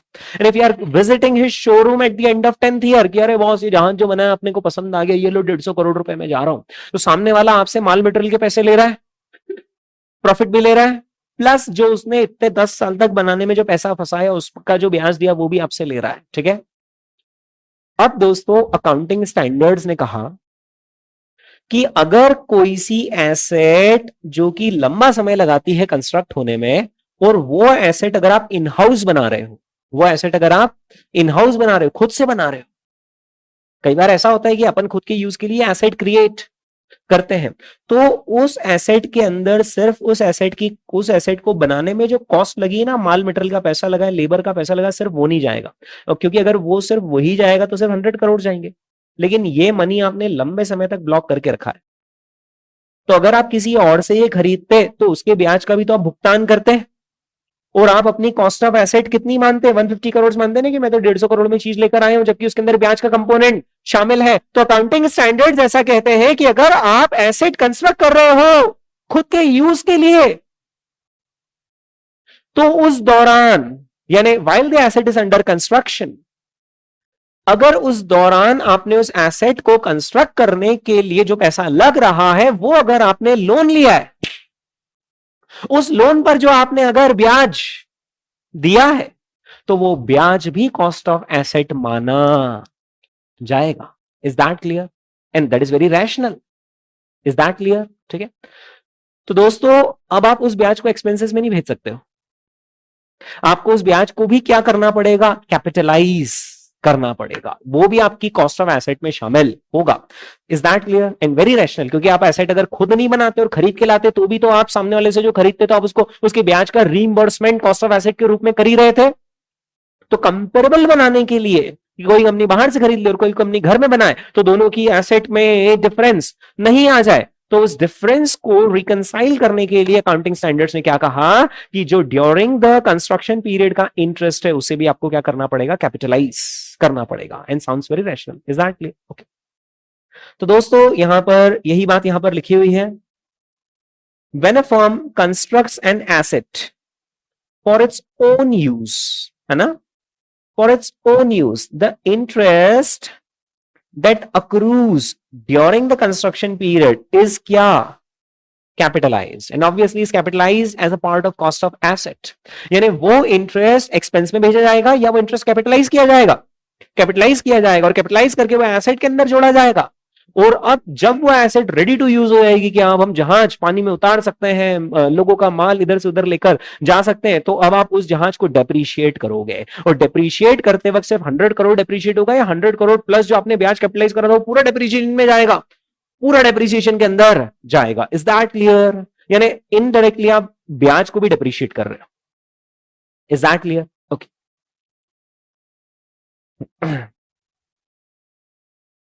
दोस्तों और ये जो ट्रीटमेंट है ये सिमिलर है ना, यूएस गैप भी यही कहता है, आईएफआरएस भी यही कहता है, इनफैक्ट अगर मैंने इंडियस पढ़े हुए तो इंडियस भी, इंडियन अकाउंटिंग स्टैंडर्ड्स भी यही कहते हैं। Is that clear? ये पूरी दुनिया में हर कोई इसका सेम ट्रीटमेंट करता है। तुम कुछ पूछना चाह रहे हो तो फिर नहीं होगा, क्योंकि ऐसा लिखा हुआ है कि सिर्फ इंटरेस्ट को कैपिटलाइज करना है, ठीक है। और ज्यादा डेप्थ में जाओगे तो अगर आप ज्यादा डेप्थ में अकाउंटिंग स्टैंडर्ड पढ़ोगे तो उसमें ऐसा लिखा हुआ है कि जनरली अगर आपने बोरोइंग करी है और अब ऐसा बोल रहे हो मैंने तो जनरली कभी लोन लिया था 500 करोड़ का और उसमें से 20 करोड़ निकाल ली, ऐसा ब्याज कैपिटलाइज नहीं होगा। स्पेसिफिकली वो मनी बोरोड होना चाहिए, किसके लिए? For the construction. मतलब डायरेक्टली वो जो लोन लिया आपने उसका पर्पज ही क्या होना चाहिए? कंस्ट्रक्शन। जनरल लोन को आप के ब्याज को आप कैपिटलाइज नहीं कर सकते, नहीं तो कंपनीज क्या वो छेड़खानी करने लगेगी अपने इनकम स्टेटमेंट में, एक काम करे यार इस बार नुकसान आ रहा है, ये जो ब्याज है ना बता देना कि हमने कंस्ट्रक्शन में लगाया। ऐसा नहीं, वो स्पेसिफिक बोरोइंग होनी चाहिए ना, वो डेप्थ से दोस्तों, है ना। मतलब ये जो मैं अकाउंटिंग स्टैंडर्ड मैंने आपको इतने से में बता दिया ना, मतलब मैंने मेरे हिसाब से शायद 10 मिनट लगाए होंगे, ये पूरे 2-3 घंटे चलता है जब सीए की क्लास पढ़ाते तो, क्योंकि उसके अंदर बहुत ज्यादा बारीकियां हैं, है ना। हमें ब्रॉडली समझना है कि यार ऐसी कोई सी चीज दुनिया में होती है, तो कल को अगर कोई हम इनकम स्टेटमेंट पढ़े और वहां कैपिटलाइज करे कोई ऐसे इंटरेस्ट को, तो हम चौक नहीं जाए कि इंटरेस्ट ऐसे कैसे कैपिटलाइज कर रहे हैं। It is valid as per the accounting standards. वापस से ध्यान रखो, बीइंग अ सीएफए आपको कंपनी के income statement, balance sheet, P and L बैठ के नहीं बनाने, फाइनलाइज नहीं करना है आपको, तो बने बनाए मिलेंगे, उसको एक आपको मतलब हाँ यानी एरियल व्यू ऐसी अंडरस्टैंडिंग होनी चाहिए कि हाँ ऐसा सब होता है। Is that clear? बाकी उसकी बहुत सारी निटिग्रिटीज होती है। ठीक है, कुछ कहना चाह रहे?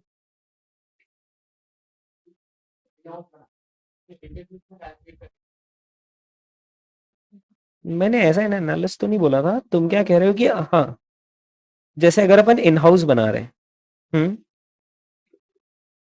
इन हाउस अगर अपन लोन लेकर बना रहे हैं, हाँ हाँ, तो इसका इंटरेस्ट जुड़ेगा, बिल्कुल सही। हाँ, वही कोई सी दूसरी कंपनी जो खरीद रही है, हाँ, और इन हाउस बना रही रिजर्व सरप्लस, उसका कैपिटलाइज नहीं होगा, उसका कैपिटलाइज नहीं होगा।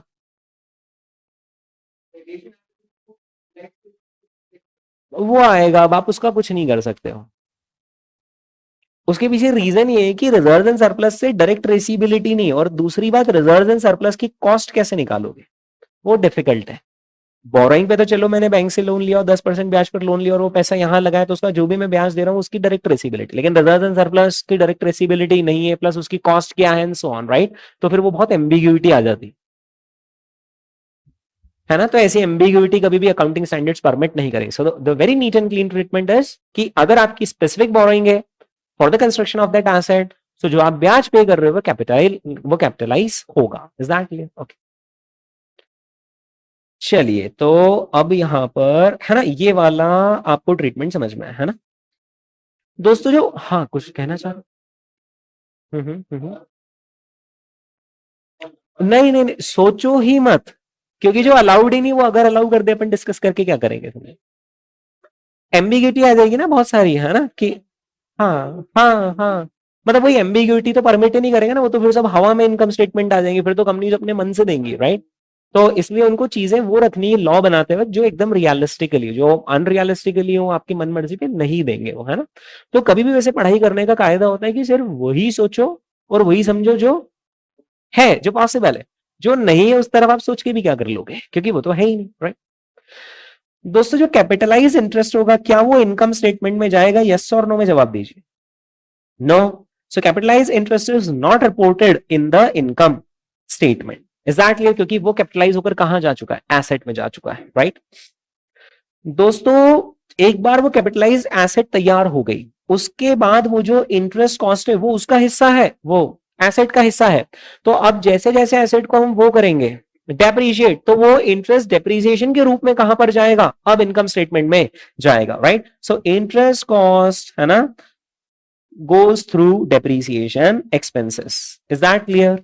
ठीक है, लेकिन ये कब होगा? जब आपने उस एसेट को हेल्ड कर रखा है, होल्ड कर रखा है फॉर ओन यूज। ठीक है, कुछ दोस्तों टर्म्स एंड कंडीशंस दे रखी है ना, और वो बहुत ही लिमिटेड टर्म्स एंड कंडीशंस दे रखी है। उसमें ऐसा भी बोल रखा है अकाउंटिंग स्टैंडर्ड में कि अगर आप रीसेल के लिए किसी एसेट को कंस्ट्रक्ट कर रहे हो, ओन यूज के लिए एसेट को कंस्ट्रक्ट नहीं कर रहे हो, आप एसेट को क्यों कंस्ट्रक्ट कर रहे हो? फॉर रीसेल, तो भी आप ब्याज को क्या कर सकते हो? कैपिटलाइज कर सकते हो, लेकिन वो कुछ लिमिटेड सर्कमस्टांसेस में परमिट है, और वो सारी अकाउंटिंग स्टैंडर्ड्स के अंदर लिखी है, आपको और मुझको उसमें जाने की जरूरत नहीं है। ठीक है, यानी कि कैपिटलाइजेशन ऑफ इंटरेस्ट सिर्फ एसेट जो हम खुद के लिए बना रहे हो उसके लिए अलाउड है, या फॉर लिमिटेड पर्पसेस अगर आप रीसेल के लिए बना रहे हो एसेट तो भी आप उस इंटरेस्ट को कैपिटलाइज कर सकते हो, तो भी आप उस इंटरेस्ट को कैपिटलाइज कर सकते हो। लेकिन दोस्तों जिस दिन आपने उस एसेट को बेचा उसका पैसा कहां दिखेगा? सेल्स रेवेन्यू में, क्योंकि आपने एसेट ओन यूज के लिए नहीं बनाई, फॉर सेल के लिए बनाई है। तो जैसे ही उस एसेट को हम बेचेंगे तो पैसा कहां दिखेगा? वो सेल्स रेवेन्यू में दिखेगा। तो अब वो जो अमाउंट है इंटरेस्ट का जो कैपिटलाइज हुआ है, क्या वो डेप्रीसिएशन का हिस्सा बनेगा या कॉस्ट ऑफ गुड सोल्ड का? कॉस्ट ऑफ गुड सोल्ड का, क्योंकि जो हमने एसेट्स रीसेल के लिए बनाई है जब हम उनको सेल करेंगे तो उनकी कॉस्ट कहां शो करेंगे? सीओजीएस में, तो इंटरेस्ट भी कहां शो होगा?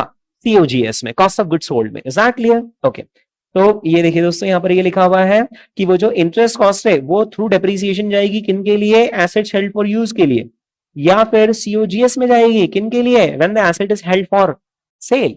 इसका एक एग्जांपल हो सकता है, मान लो मैं एक बिल्डर हूं, मेरा काम है जमीन खरीदना और उस पर बिल्डिंग बना बनाकर बेचना, पर बिल्डिंग बनाने में, जमीन खरीदने में, बिल्डिंग को तैयार करने में, बेचने में समय लगता है, 3-4 साल लग जाएंगे। उस दौरान का जो इंटरेस्ट होगा मैं क्या कर दूंगा? कैपिटलाइज कर दूंगा। क्यों? क्योंकि अगर मैंने इंटरेस्ट को एक्सपेंसेस में शो कर दिया तो मिसमैच हो जाएगा, मैचिंग कॉन्सेप्ट का उल्लंघन हो जाएगा। मैं ब्याज का खर्चा तो आज बता रहा हूं, लेकिन उस ब्याज ये खर्चे को करके जो मेरा फ्लैट तैयार हो रहा है, बिल्डिंग तैयार हो रही है, उसको बेचकर रेवेन्यू तो फ्यूचर पीरियड्स में आ रहा है। तो मैचिंग कंसेप्ट को फॉलो करने के लिए ब्याज भी कब शो होना चाहिए? उस साल शो होना चाहिए जिस साल मैंने एसेट को बेचा है। तो मैं क्या करूंगा, हाल फिलहाल इस इंटरेस्ट को वो कर दूंगा कैपिटलाइज, और फिर सीओजीएस के थ्रू इसको सेल्स के अगेंस्ट मैच कर दूंगा in the future year. Is that clear? Okay दोस्तों, अब ये जो हमने हरकत यहां पर की है, उसकी वजह से देखना क्या होगा, जो आपका कैपिटलाइज इंटरेस्ट है वो आउटफ्लो शो होगा, आउटफ्लो फ्रॉम इन्वेस्टिंग एक्टिविटीज। और एक मिनट है ना, अब मैं आपको वापस से मोड चेंज करता हूं। We are only talking about this, we are not talking about this, ठीक है, क्योंकि ये तो बहुत लिमिटेड सर्कमस्टांसेस में परमिटेड है, इसलिए वो यहां पर एज ए डिस्क्लेमर के रूप में लिखा हुआ है। We are mainly talking about this, that we are constructing asset for own use, और उसका इंटरेस्ट हम एक्सपेंसेस में भेजने की बजाय क्या कर रहे हैं, कैपिटलाइज। और जब हम किसी इंटरेस्ट को कैपिटलाइज करेंगे तो वो हमारा आउटफ्लो होगा इन्वेस्टिंग एक्टिविटीज में। Is that clear? Investing activities में जाएगा।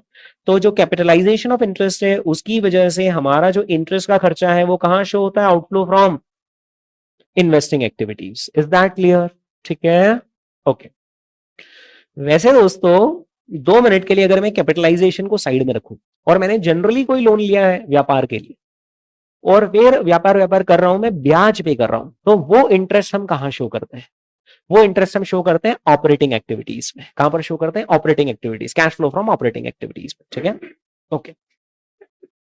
So this contrast with the usual treatment of interest, और यूजुअल ट्रीटमेंट ऑफ इंटरेस्ट क्या है?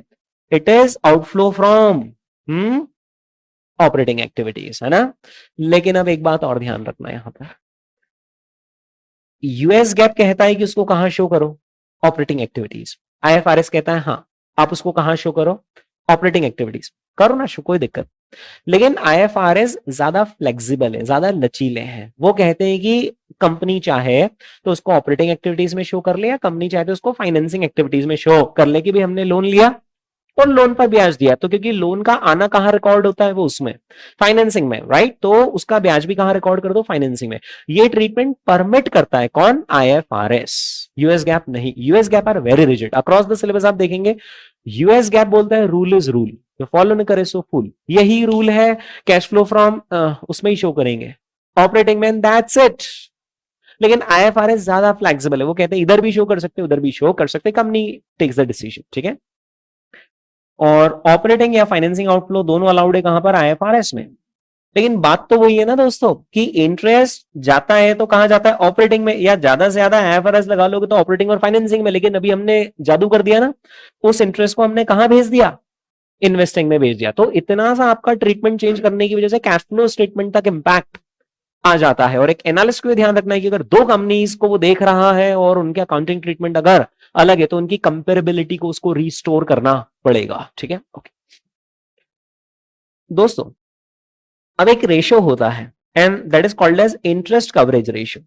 तो क्या आपने ये रेशो इसके पहले जिंदगी में कभी सुन रखा है कि इंटरेस्ट कवरेज रेशो क्या होता है? इंटरेस्ट कवरेज रेशो, है ना। मैं यहाँ पर एक छोटा सा इनकम स्टेटमेंट आपको बना देता हूं और उसमें समझा देता हूं कि इंटरेस्ट कवरेज रेशो कैलकुलेट आखिर कैसे होता है। दोस्तों, यहां पर मैंने लिखा है ईबीआईटी, फुल फॉर्म होता है earnings before interest and taxes, ठीक है। अब मैं इस एबिट में से पहले टैक्स पे करूंगा या पहले इंटरेस्ट? पहले interest, because interest is a tax deductible expenditure.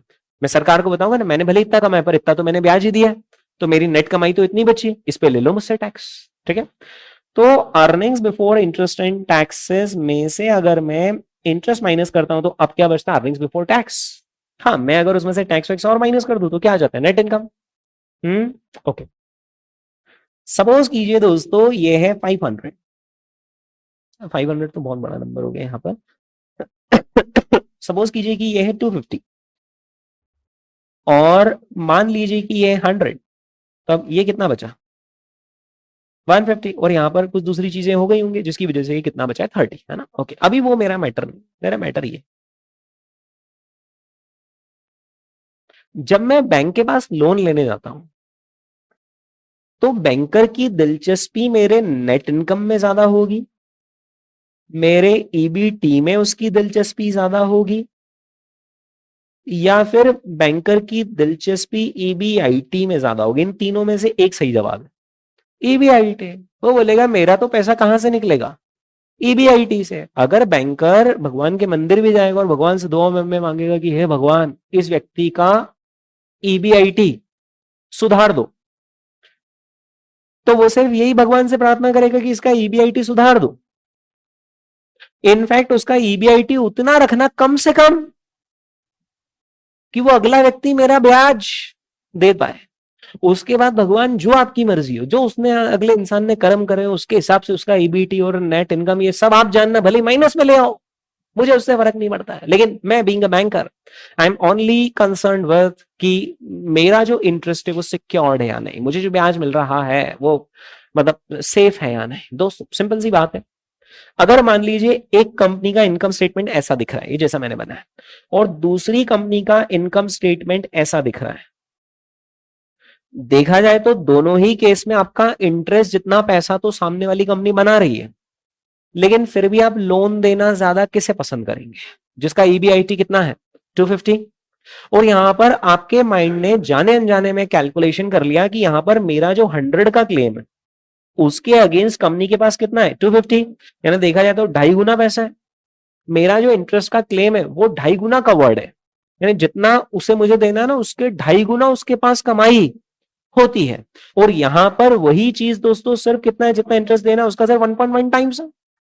दोस्तों यही इंटरेस्ट कवरेज रेशियो है। तो इंटरेस्ट कवरेज रेशियो का फॉर्मूला क्या होगा?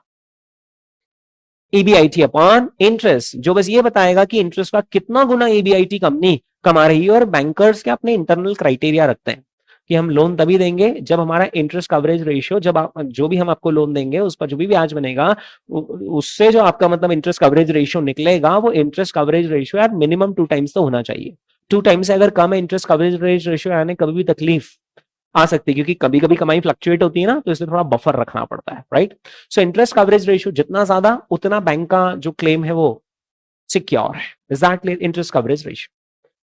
अब हम ये समझ रहे हैं यहां पर बहुत अच्छी बात दोस्तों सीएफए इंस्टीट्यूट वालों ने लिखी है कि बीइंग एन एनालिस्ट जब भी आप ये कैलकुलेट करोगे क्या इंटरेस्ट कवरेज रेशियो, और अगर किसी कंपनी ने इंटरेस्ट को कैपिटलाइज कर दिया, यानी मान लो कि यूं तो ब्याज बन रहा था 100, लेकिन कंपनी ने बोला अरे पर ये जो लोन है वो तो हमने एसेट कंस्ट्रक्ट करने में लगाया है, तो 60 तो यहां पर शो नहीं होगा, वो 60 क्या हो जाएगा एसेट के अंदर कैपिटलाइज हो जाएगा।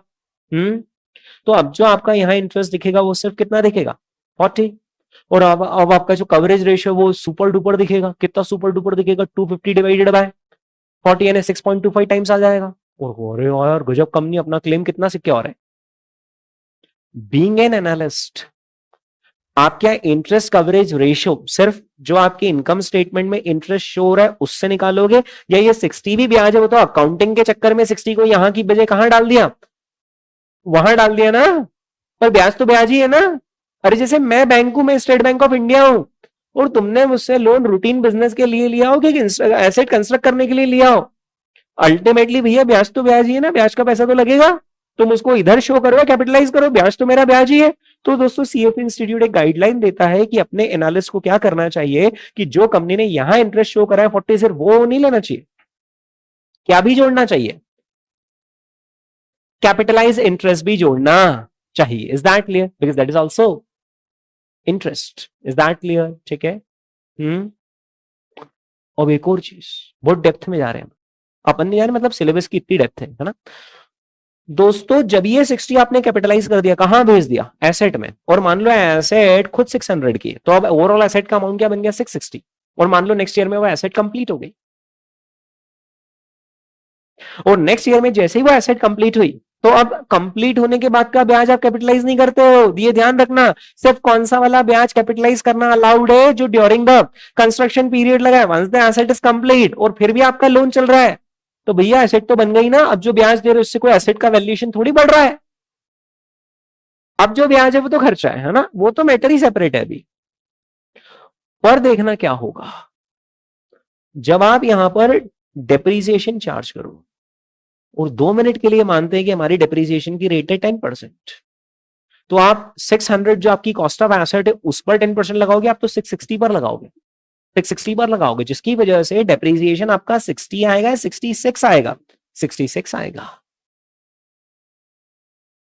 तो अब सीएफए इंस्टीट्यूट एक और गाइडलाइन दे रहा है कि जब आप ब्याज को वहां से, कंपनी ने तो हटा दिया था 60 का ब्याज, वहां से कहां भेज दिया था, कॉस्ट ऑफ एसेट में, लेकिन एक एनालिस्ट अपनी जिद पर उस 60 को वहां रख रहा है, 60 को वापस इधर ले रहा है, इंटरेस्ट में ले रहा है। और एक एनालिस्ट 60 को कहां ले रहा है, इंटरेस्ट में ले रहा है ना। तो जब वो इंटरेस्ट का एडजस्टमेंट रिवर्स कर रहा है तो उसको डेप्रिसिएशन का भी एडजस्टमेंट रिवर्स करना चाहिए। यानी कंपनी तो शो करेगी नेक्स्ट ईयर में डेप्रिसिएशन 66 और फिर निकालेगी अपना ईबीआईटी, है ना। डेप्रिसिएशन तो ऊपर ही माइनस हो जाता है ना, earnings before interest and taxes के पहले। तो आपको एज एन एनालिस्ट, क्योंकि आप वो वाला ट्रीटमेंट रिवर्स कर रहे हो, 60 आप यहां पर ले रहे हो, तो अब आपको भी डेप्रिसिएशन 66 की वजह क्या लेना है, 60। यानी जो भी आपका ईबीआईटी आ रहा हो उतना रखना है ईबीआईटी, या ईबीआईटी में 6 लेस करना है, या ईबीआईटी में 6 एड बैक करना है, एड बैक करना है। क्योंकि जो कंपनी ने इनकम स्टेटमेंट प्रोड्यूस करा होगा वो तो 66 माइनस करके ईबीआईटी निकाला होगा, लेकिन हम कह रहे हैं अरे नहीं 66 नहीं माइनस होना चाहिए, कितना होना चाहिए, माइनस 60 होना चाहिए, तुमने 6 ज्यादा कर रखा माइनस, चलो करो एड बैक। तो ईबीआईटी के अंदर जो इंटरेस्ट के पोर्शन का डेप्रिसिएशन है वो एड बैक होगा। इज दैट क्लियर, है ना। ये बात देखिए दोस्तों, यहां पर देखो क्या लिखा है, both capitalized and expense interest should be used when calculating क्या, interest coverage ratio। यानी जो एक्सपेंस इंटरेस्ट है वो तो इंटरेस्ट में होता ही होता है, लेकिन कैपिटलाइज इंटरेस्ट इंटरेस्ट में होता है, वो तो एसेट में चला जाता है, उसको लेके आते हैं भाई इधर आ जा, इधर आ जा, तुझे भी जोड़ेंगे हम इंटरेस्ट में, ठीक है। दूसरी बात, you should also adjust income by adding back क्या, any depreciation of capitalised interest, जो जस्ट मैंने अभी बोला ना, वो भी आपको एडजस्टमेंट करना पड़ेगा। यानी आपको अपनी इनकम को बढ़ाना पड़ेगा to the extent of depreciation of capitalised interest. क्या क्लियर है, हाँ ओके। देख लो ना, यहाँ पे एक एग्जांपल दे रखा है, एग्जांपल देखते हैं। जुबलिन AG is a German company. दोस्तों ये यहाँ पर एजी लिखा हुआ है और जर्मन कंपनीज के जो नाम के पीछे, जो कंपनीज के नाम के पीछे जो सरनेम होता है वो एजी लगता है। जैसे इंडिया में कंपनीज होती है उनके पीछे क्या लगता है, लिमिटेड। अमेरिका में जो कंपनीज होती है उनके पीछे लगता है इनकॉर्पोरेशन। यूके में जो कंपनीज होती है ना उनके पीछे लगता है पीएलसी, पब्लिक लिमिटेड कंपनी। जैसे कैडबरी यूके की कंपनी, तो कैडबरी के आगे नाम में वो दिखेगा आपको, कैडबरी पीएलसी। वैसे जो जर्मनी की कंपनी है ना उनके पीछे क्या लगता है, एजी। और इसका कुछ फुल फॉर्म होता है एटकिन ग्रेशाफ्ट, ऐसे करके कुछ जर्मन लैंग्वेज में इसका फुल फॉर्म होता है ना। ओके, तो जर्मनी की कंपनीज में आपको आखिरी में एजी दिखेगा, ठीक है। Zublin AG is a German company specializing in large infrastructure projects due to highly specialized nature of some equipment. Zublin constructs equipment that it will use in projects. क्या होता है कि जो कंस्ट्रक्शन कंपनीज होती है ना, कई बार ये खुद के इक्विपमेंट खुद ही कस लेती है। ऐसा होता है कई बार व्यापारी अपनी एसेट जो उसको जो लगने वाली है बिजनेस चलाने के लिए, एसेट खुद ही बना लेता है। In the current period Zublin reports EBIT of कितना 160 मिलियन और इंटरेस्ट कितना 80। फुटनोट डिस्क्लोजर्स, वही notes to accounts, reveal €20 million of interest has been क्या, ओ, तो जितना इंटरेस्ट एक्सपेंस शो किया जा रहा है इनकम स्टेटमेंट में, क्या उतना सच्ची मुच्ची इंटरेस्ट है या इंटरेस्ट उससे कम है, या बाबा इंटरेस्ट उससे ज्यादा है, बाबा इंटरेस्ट उससे ज्यादा है। यानी इंटरेस्ट का अमाउंट बीइंग एन एनालिस्ट आप कितना मानेंगे, 80 या 100 मानेंगे, 100 मानेंगे ना हम तो इंटरेस्ट का अमाउंट, क्योंकि हम लोग एनालिस्ट लोगों को तो एक गाइडलाइन है कि ब्याज तो ब्याज ही, आप अकाउंटिंग इधर करो इधर ब्याज तो ब्याज ही, हमें तो ये देखना है ना बीइंग अ बैंकर हमारा ब्याज का क्लेम सफिशिएंटली सिक्योर्ड है या नहीं। तो आपके लिए जो इंटरेस्ट होगा वो 80 + 20 100 हो जाएगा। Has been capitalised in assets in the course of construction in the year and that depreciation resulting from interest capitalized on assets constructed in prior years that now in use was कितना €10 million. ओ, तो पिछले साल जो assets complete हो चुकी है उनमें जो ब्याज कैपिटलाइज हो गया है और उस ब्याज का जो डिप्रीसिएशन है वो कितना है 10 मिलियन। बताएंगे इस 10 मिलियन का एडजस्टमेंट कहां करेंगे, ईबीआईटी में। हमारी नजरों में दोस्तों क्या ईबीआईटी 160 होगा, या फिर हमारी नजरों में तो ईबीआईटी 70 होगा। Is that clear? क्योंकि ईबीआईटी निकालते वक्त कंपनी वालों ने तो डेप्रिसिएशन के रूप में ब्याज को भी माइनस कर दिया है, लेकिन जब हम ब्याज को वहां भेज ही नहीं रहे कैपिटलाइज होने, हम तो इधर ही मान रहे भाई तू इधर आ, तो फिर डेप्रिसिएशन भी किस बात का?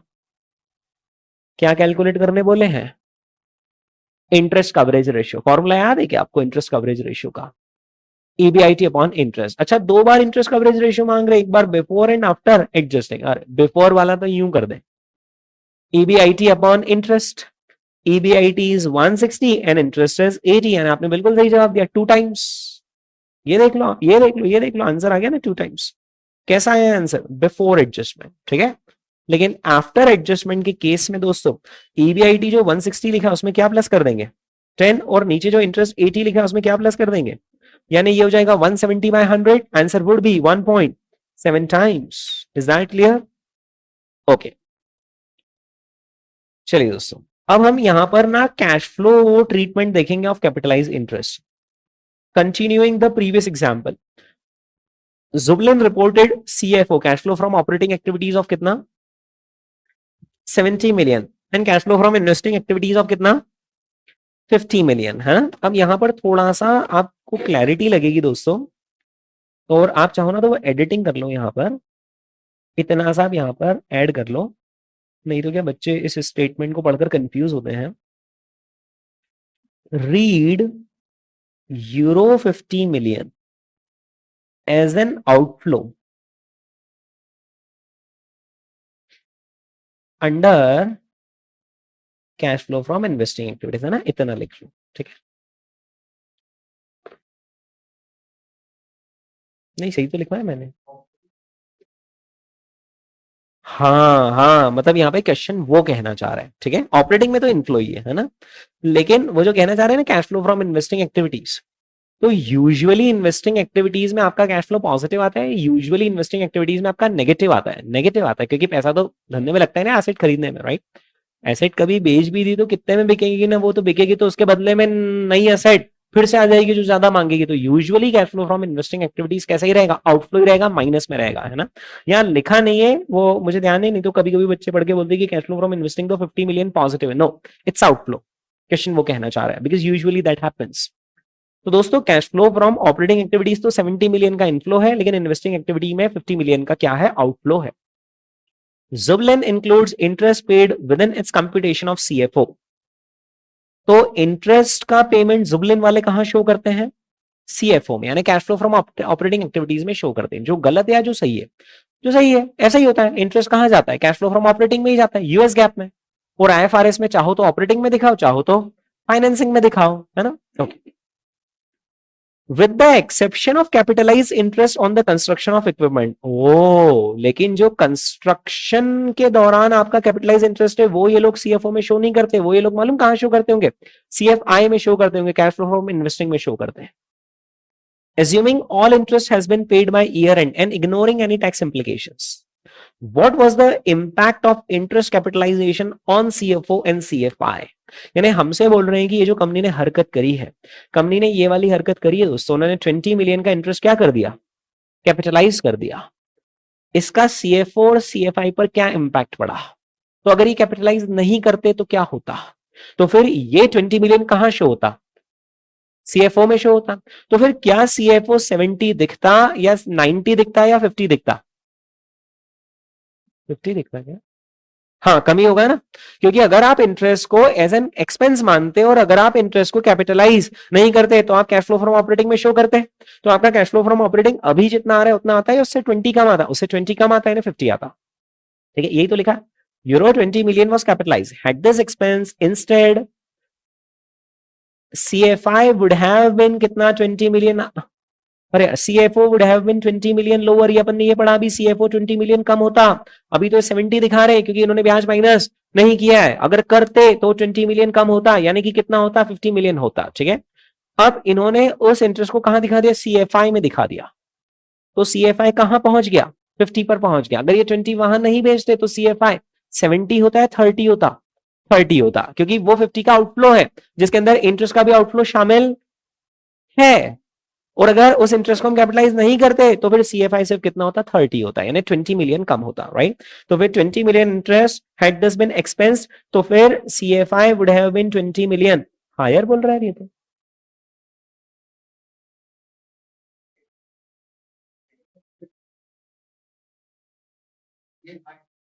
CFI would have been 20 million higher. ओ हाँ, है ना, इसलिए तो मैंने यहां पर ये लिखवाया था कि 50 मिलियन क्या है, हमारा आउटफ्लो है। नहीं, आउटफ्लो है, अभी 50 मिलियन हमारा आउटफ्लो है। और इन्वेस्टिंग एक्टिविटी का जो आउटफ्लो है उसके अंदर 20 शामिल है। अगर वो 20 नहीं होता तो ये 50 की जगह 30 होता। हाँ, -30 होता, बिल्कुल सही बोला आपने। अभी ये -50 है, अगर वो इंटरेस्ट यहां नहीं इंक्लूडेड होता तो वो क्या होता, -30 होता। In which one is a higher number, -50 higher number है, -30 हायर नंबर है, -30 हायर नंबर है। हाँ, आउटफ्लो में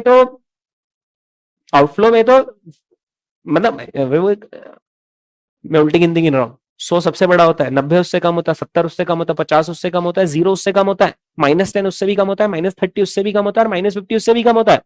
तो -50 की जगह क्या होता है, -30 होता है, यानी CFI 20 से ज्यादा होता, इज दैट क्लियर, बढ़ा हुआ होता, यानी वो -30 होता, इज दैट क्लियर, ठीक है।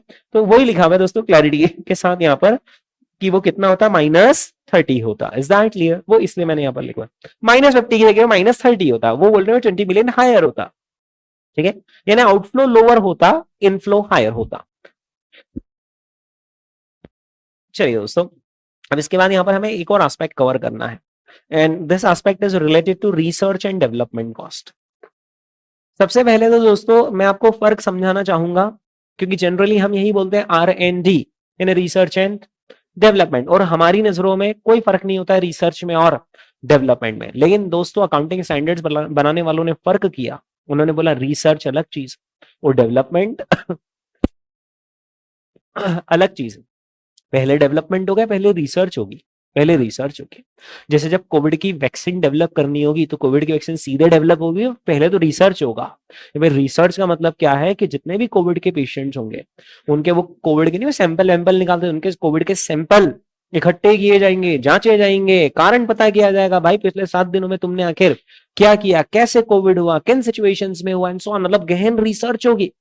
यानी रिसर्च में हमें कोई मेडिसिन मिलेगी, अभी तो समझेंगे भाई प्रॉब्लम क्या है, समझेंगे भाई प्रॉब्लम क्या है, प्रॉब्लम क्यों हो रही है, फिर उसके बाद इतने में खत्म नहीं होगी रिसर्च।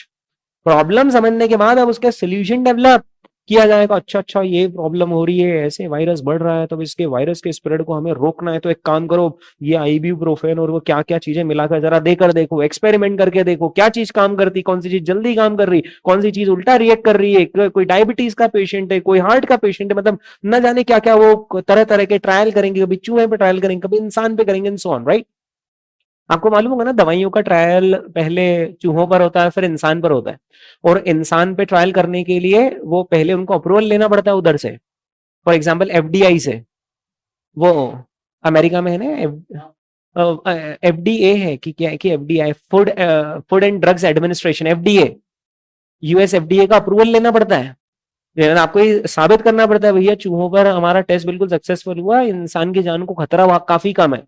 और आपको ये पता होगा कि फिर कंपनीज अनाउंसमेंट करती है कि जो जो लोग स्वेच्छा से आगे आना चाहे वो 3-4 हजार लोग आए, और हम उनको ये दवाई देंगे और फिर टेस्ट करेंगे कि इसके क्या रिजल्ट आते हैं, फिर हम आपको ऑब्जर्वेशन में रखेंगे एंड सो ऑन, इसके हम आपको पैसे भी देंगे एंड सो ऑन, राइट। तो दोस्तों जब जाकर कंपनी को विश्वास आता है कि यार ये जो हम सोच रहे बाबा ये फॉर्मूला काम करेगा, और अब जाकर हमारी रिसर्च होती है खत्म, हमें समझ में आ गया बॉस ये 4 चीजों का कॉम्बिनेशन बनाएंगे चलेगी। अब इसके बाद दोस्तों हम उस रिसर्च को, एक बार हो गई रिसर्च कंप्लीट, सारी स्टडीज हो गई, राइट, अब हम उसका क्या करना शुरू करते हैं, डेवलपमेंट करना शुरू करते हैं, यानी उसको और ब्रॉड स्केल पर लेकर जाते हैं। तो अकाउंटिंग स्टैंडर्ड्स कहते हैं कि जो भी आपने रिसर्च में खर्चा किया है वो सब एक्सपेंसेस में भेजो। क्यों भेजो, क्योंकि रिसर्च जब तक हो रही थी तब तक सर्टेनिटी थी कि रिसर्च सक्सेसफुल हो गया, तब तक तो सब कुछ अनसर्टेन था। अनसर्टेन था कि ये जो मैं खर्चा कर रहा हूं इसके अगेंस्ट कभी रेवेन्यू भी आएगा या नहीं आएगा, because there was an uncertainty की फ्यूचर में रेवेन्यू जनरेट होगा या नहीं होगा। तो इसलिए मैचिंग कॉन्सेप्ट अप्लाई करने की जरूरत ही नहीं है, आपको तो यही नहीं मालूम कि रेवेन्यू कब जनरेट होगा कि भी नहीं होगा, तो सारी रिसर्च का खर्चा कहां भेजो, एक्सपेंसेस में भेजो। लेकिन एक बार रिसर्च स्थापित हो गई कि बाबा ये चीज काम करेगी और अब आपने एस्टेब्लिश कर लिया कि चीज काम करेगी, अब आप बस उसका क्या कर रहे हो, फर्दर डेवलपमेंट कर रहे हो, इसमें इंप्रोवाइजेशन कर रहे हो, मतलब इतना कॉन्फिडेंस आ गया कि बाबा चीज काम करेगी, अब बस उसको आप फर्दर फिनिशिंग टच दे रहे हो, तो that is called as what, development. और डेवलपमेंट में करने वाले खर्चे को आप क्या कर सकते हो, कैपिटलाइज कर सकते हो। Is that clear? ठीक है। तो दोस्तों दुनिया में जो रूल चल रहा है, इंडिया में भी यही रूल चल रहा है इंडिया में, कि रिसर्च की से रिलेटेड कॉस्ट इज एक्सपेंस, लेकिन डेवलपमेंट से related cost is can be क्या, कैपिटलाइज्ड। ठीक है। जो मैंने अभी आपको समझाया है आईएफआरएस में लिखा हुआ है। ठीक है।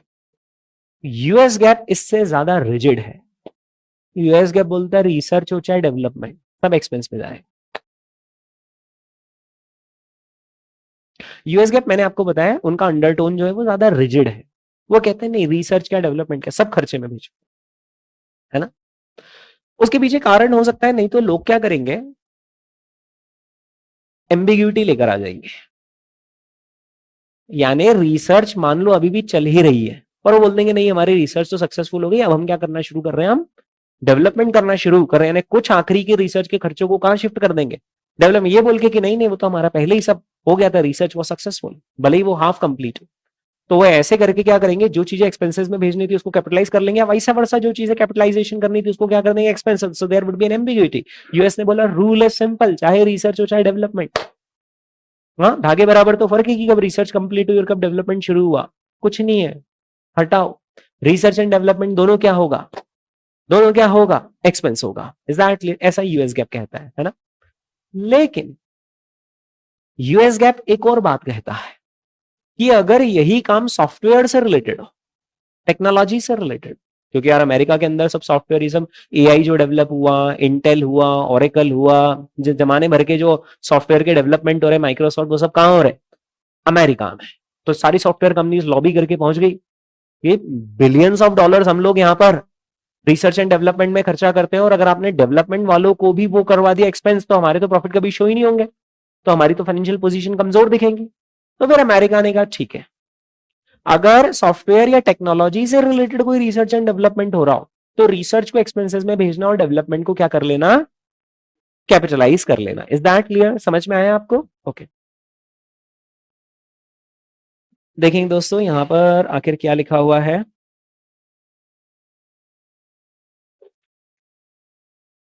अंडर आईएफआरएस रिसर्च कॉस्ट को हम क्या करते हैं, एक्सपेंस्ड। ठीक है। लेकिन जो डेवलपमेंट कॉस्ट होती है उसको हम क्या कर सकते हैं, कैपिटलाइज कर सकते हैं। ठीक है। लेकिन कैपिटलाइज करने के लिए आपको यह जरूर साबित करना पड़ेगा, क्या साबित करना पड़ेगा, कि आप वो एसेट कंप्लीट कर सकते हो। नहीं चुके हो, नहीं चुके हो में तो डेवलपमेंट ही कंप्लीट हो गया, डेवलपमेंट में इतना कॉन्फिडेंस आ गया कि बाबा अब तो होकर रहेगा, है ना। रिसर्च में अनसर्टेनिटीज होती, once the research is complete and you know कि यार सॉल्यूशन तो मिल गया, बस बस इसको फर्दर हमें इंप्रोवाइज करना है, then development starts, then you gain a confidence कि बाबा अब तो अपन से हो जाएगा, राइट। तो firm must show that it can complete the asset and intents to use और सेल द कंप्लीटेड एसेट, या तो कंप्लीटेड एसेट को यूज करेंगे या फिर उसको सेल कर देंगे किसी और को, ये आपको प्रूव करना पड़ेगा, तो जाकर आप डेवलपमेंट की कॉस्ट को क्या कर पाओगे, कैपिटलाइज कर पाओगे। ठीक है। लेकिन दोस्तों जो यूएस गैप है ना, वो बहुत स्ट्रिक्ट हो रखा है। वो क्या बोलता है, रिसर्च हो चाहे डेवलपमेंट, उसको आपको कहां भेजना पड़ेगा, कहां भेजना पड़ेगा, एक्सपेंसेस में, है ना। लेकिन उधर सॉफ्टवेयर वालों की लॉबी बहुत स्ट्रांग है दोस्तों, उनका कहना है कि लेकिन अगर आप यही सॉफ्टवेयर बना रहे और खुद के यूज के लिए नहीं, फॉर सेल टू अदर्स, अगर आप दूसरों को बेचने के लिए सॉफ्टवेयर बना रहे हो, तो फिर आप यहां पर क्या कर सकते हो, जो रिसर्च है उसको तो वो कर दोगे आप क्या, एक्सपेंस, लेकिन cost incur to develop software for sale to others को आप क्या कर,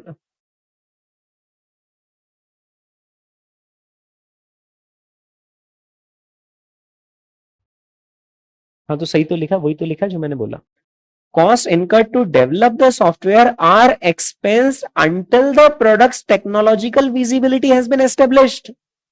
एक बार feasibility establish हो गई, after which the cost of developing a sellable product are क्या, capitalized. Is that clear? वही मतलब रिसर्च तक की स्टेज का खर्चा आपको क्या करना है, क्योंकि रिसर्च की स्टेज तक आपकी टेक्नोलॉजिकल feasibility establish नहीं होती है, तो वो रिसर्च माना गया। जिस दिन आपकी टेक्नोलॉजिकल फिजिबिलिटी एस्टेब्लिश हो गई कि हाँ ये सॉफ्टवेयर काम करेगा, दुनिया में धूम मचाएगा, जैसे चैट जीपीटी अभी बना रहे, चैट जीपीटी अभी मालूम नहीं कैसा काम करेगा क्या है, तो वो सब क्या रिसर्च। एक बार चैट जीपीटी बन गया, वाह लोग यूज कर रहे हैं, अब वो चैट जीपीटी का वर्जन 1 आ रहा है, 2 आ रहा है, 3 आ रहा है, ये सब क्या है, अब ये रिसर्च है, अब से तो डेवलपमेंट है, डेवलपमेंट है। आप इस पैसे को क्या कर सकते हो, कैपिटलाइज कर सकते हो, ठीक है। So cost incur to develop the software are क्या, कैपिटलाइज्ड, ठीक है। क्या क्लियर है सबको? ओके दोस्तों, इंटेंजिबल एसेट्स अगर आप कोई सी भी क्रिएट करते हो, वो सब एक्सपेंसेस में ही जाती है। इंटेंजिबल एसेट्स यानी क्या हो गया, पेटेंट हो गया, कॉपीराइट्स हो गया, कुछ नहीं, सब कहां भेज दो, एक्सपेंसेस में भेज दो, है ना। लेकिन उसके कुछ एक्सेप्शन है, और वो एक्सेप्शन हमने यहां पर देखे। Is that clear? वो एक्सेप्शंस क्या है, रिसर्च एंड डेवलपमेंट की कॉस्ट, या फिर सॉफ्टवेयर डेवलपमेंट की कॉस्ट अंडर यूएस गैप, ठीक है। तो जनरली इंटेंजिबल एसेट, ये सब इंटेंजिबल ही तो है जो आप ये कर रहे हो, सॉफ्टवेयर बना रहे हो, ये सब क्या है दिस आर इंटेंजिबल एसेट, ये सब इंटेलेक्चुअल प्रॉपर्टीज है। तो उसको क्रिएट करने में जो भी सारा खर्चा है, बेसिक रूल ये है कि उसको खर्चे में भेजेंगे। लेकिन आईएफआरएस कहता है कि रिसर्च तक का खर्चे में भेजो, उसके आगे का डेवलपमेंट क्या कर लो, कैपिटलाइज। यूएस गैप बोलता है नहीं, चाहे रिसर्च हो चाहे डेवलपमेंट, सब कहां जाएगा, एक्सपेंसेस में। लेकिन हाँ, अगर सॉफ्टवेयर से रिलेटेड कोई बात हो, तो जब तक आपकी टेक्नोलॉजिकल फिजिबिलिटी एस्टेब्लिश नहीं होती, हम उसको रिसर्च मानेंगे, एक्सपेंस में भेजना है। एक बार एस्टेब्लिश हो गई, आप अब जो कॉस्ट इनकर कर रहे हो उसको आप क्या कर सकते हो, कैपिटलाइज कर सकते हो। Is that clear? ओके।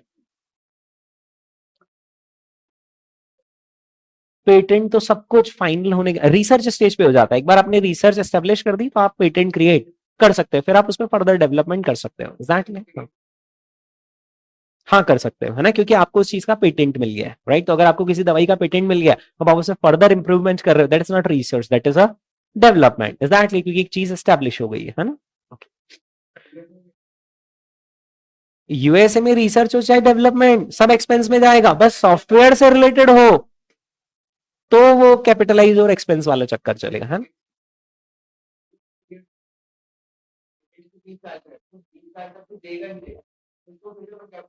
हाँ, उसके पीछे एक और कारण है कि पेटेंट में कोई आपके मिलियन या बिलियंस ऑफ डॉलर नहीं लगते हैं। किसी भी चीज का पेटेंट करवाने में तो थोड़ा सा ही खर्चा होता है। मतलब पेटेंट यानी सरकारी फीस है कि भाई हमारे नाम का पेटेंट लिख लो, तो उसमें कोई मिलियन बिलियन डॉलर थोड़ी मांगती गवर्नमेंट। तो मांगती ठीक है, आपके नाम पर ही हमने पेटेंट लिख दिया, लाओ एक काम करो, 1000 2 5 10 20 हजार डॉलर की फीस जमा कर दो। तो बड़ी कंपनी के लिए बहुत इनसिग्निफिकेंट होता है। तो इसलिए यूजुअली जो आपकी इंटेंजिबल एसेट्स क्रिएट करने की कॉस्ट है, वो सब कहाँ भेज दी जाती है, एक्सपेंसेस में भेज दी जाती है। जैसे आप अगर अपने बिजनेस का ट्रेडमार्क भी लोगे, तो ऐसे कोई लाखों करोड़ों रुपए थोड़ी लगते हैं, थोड़े से कुछ हजार रुपए में आपको अपना ट्रेडमार्क मिल जाएगा, है ना। तो फिर ऐसे छोटे छोटे अमाउंट को कैपिटलाइज भी नहीं किया जाता है ना। ओके, तो इसलिए द बेसिक रूल इज कि जो इंटेंजिबल एसेट्स को क्रिएट करने की कॉस्ट है, वो क्या की जाती है, एक्सपेंस, है ना। नहीं तो क्या एम्बिग्यूटी बहुत आ जाती है, क्योंकि इंटेंजिबल एसेट तो पहले ही नहीं दिख रही, है ना। तो आप बोलोगे नहीं हम एक ऐसी चीज क्रिएट कर रहे हैं, पर वो दिखाएं कैसे। तो एम्बिग्यूटी को हटाने के लिए उन्होंने क्या बोला, सारी इंटेंजिबल क्या होगी, एक्सपेंस। लेकिन अगर कुछ रिसर्च करते हो तो हम आपको बेनिफिट देंगे। दोस्तों अब सिंपल सी बात है, अगर एक कंपनी है जो कि यूरोप में है और वो आईएफआरएस के पद चिन्हों पर चल रही, जो कि रिसर्च को कर रही एक्सपेंस, लेकिन डेवलपमेंट को कर रही कैपिटलाइज, और दूसरी कंपनी जो अमेरिका में जो यूएस गैप फॉलो कर रही है, और उसके लिए तो बेचारी के लिए चाहे रिसर्च हो चाहे डेवलपमेंट, वो दोनों ही क्या हो रहे हैं, एक्सपेंसेस में जा रहे हैं। तो where to make financial statements comparable, आपको क्या करना पड़ेगा, यहां पर अब आपको एक कंपनी के इनकम स्टेटमेंट को एडजस्ट करना पड़ेगा। Is that clear? So you are going to adjust the income statement to include development cost as क्या, एक्सपेंसेस। अब ये क्या इन्होंने अमेरिका के एंगल से लिखा हुआ है ना, अपन जो सिलेबस कर रहे हैं वो अमेरिका का है, तो उनका कहना हमारा यूएस गैप महान, और यूएस गैप क्या बोलता है, डेवलपमेंट को भी कहां भेजो, एक्सपेंसेस में। तो है आईएफआरएस वालों, जो तुमने डेवलपमेंट कहां भेज रखा है, कैपिटलाइजेशन में ले आओ, इधर ले आओ, ले आओ, किधर, इधर ले आओ, इनकम स्टेटमेंट में एज एन एक्सपेंस हम शो करेंगे, ताकि आप हमारी अमेरिकन कंपनी से कंपेरेबल बन सको, ठीक है। So adjusted to include development cost as क्या, एक्सपेंसेस, ठीक है। अच्छा एक और चीज, अगर इस पीरियड में आपने उस खर्चे को किया हो और वहां भेजाओ, डेवलपमेंट की कॉस्ट को वहां भेजाओ कैपिटलाइज में, तो इस पीरियड में तो वो रिवर्स हो जाएगा। लेकिन अगर पिछले सालों का डेवलपमेंट का खर्चा हो, जो आईएफआरएस वालों ने क्या कर दिया होगा, कैपिटलाइज कर दिया होगा तो उनकी तो बैलेंस शीट में वो कैपिटलाइज ही दिखेगा, और वो लोग उस कैपिटलाइज मनी को डेप्रिशिएट भी कर रहे होंगे। हालांकि यहाँ वर्ड डेप्रिशिएशन यूज करना गलत है, इंटेंजिबल एसेट है ना अमोर्टाइजेशन। तो वो लोग क्या कर रहे होंगे, वो जो डेवलपमेंट की कॉस्ट है जिसको उन्होंने पास्ट पीरियड्स में कैपिटलाइज कर दिया होगा, वो उसे अमोर्टाइज कर रहे होंगे इनकम स्टेटमेंट में। हम इन आईएफआरएस वालों को यूएस गैप के लिए कंपेरेबल बनाने के लिए क्या करेंगे, वो जो अमोर्टाइजेशन किया हुआ है वो रखेंगे या वो डिलीट कर देंगे, रिमूव कर देंगे। यानी हम हमारा ईबीआईटी डिक्रीज करेंगे या हम हमारा ईबीआईटी इंक्रीज कर देंगे, क्योंकि अमोर्टाइजेशन की वजह से या डेप्रिसिएशन की वजह से ऑलरेडी एबिट कम आया होगा, हम उसमें एड बैक कर देंगे amortisation of past development cost capitalised, उसका अमोर्टाइजेशन हम क्या कर देंगे, रोल बैक कर देंगे। आ रहा एडजस्टमेंट समझ में दोस्तों, ठीक है okay. And any current amortisation of development cost capitalise in the past should be क्या, रिमूव्ड।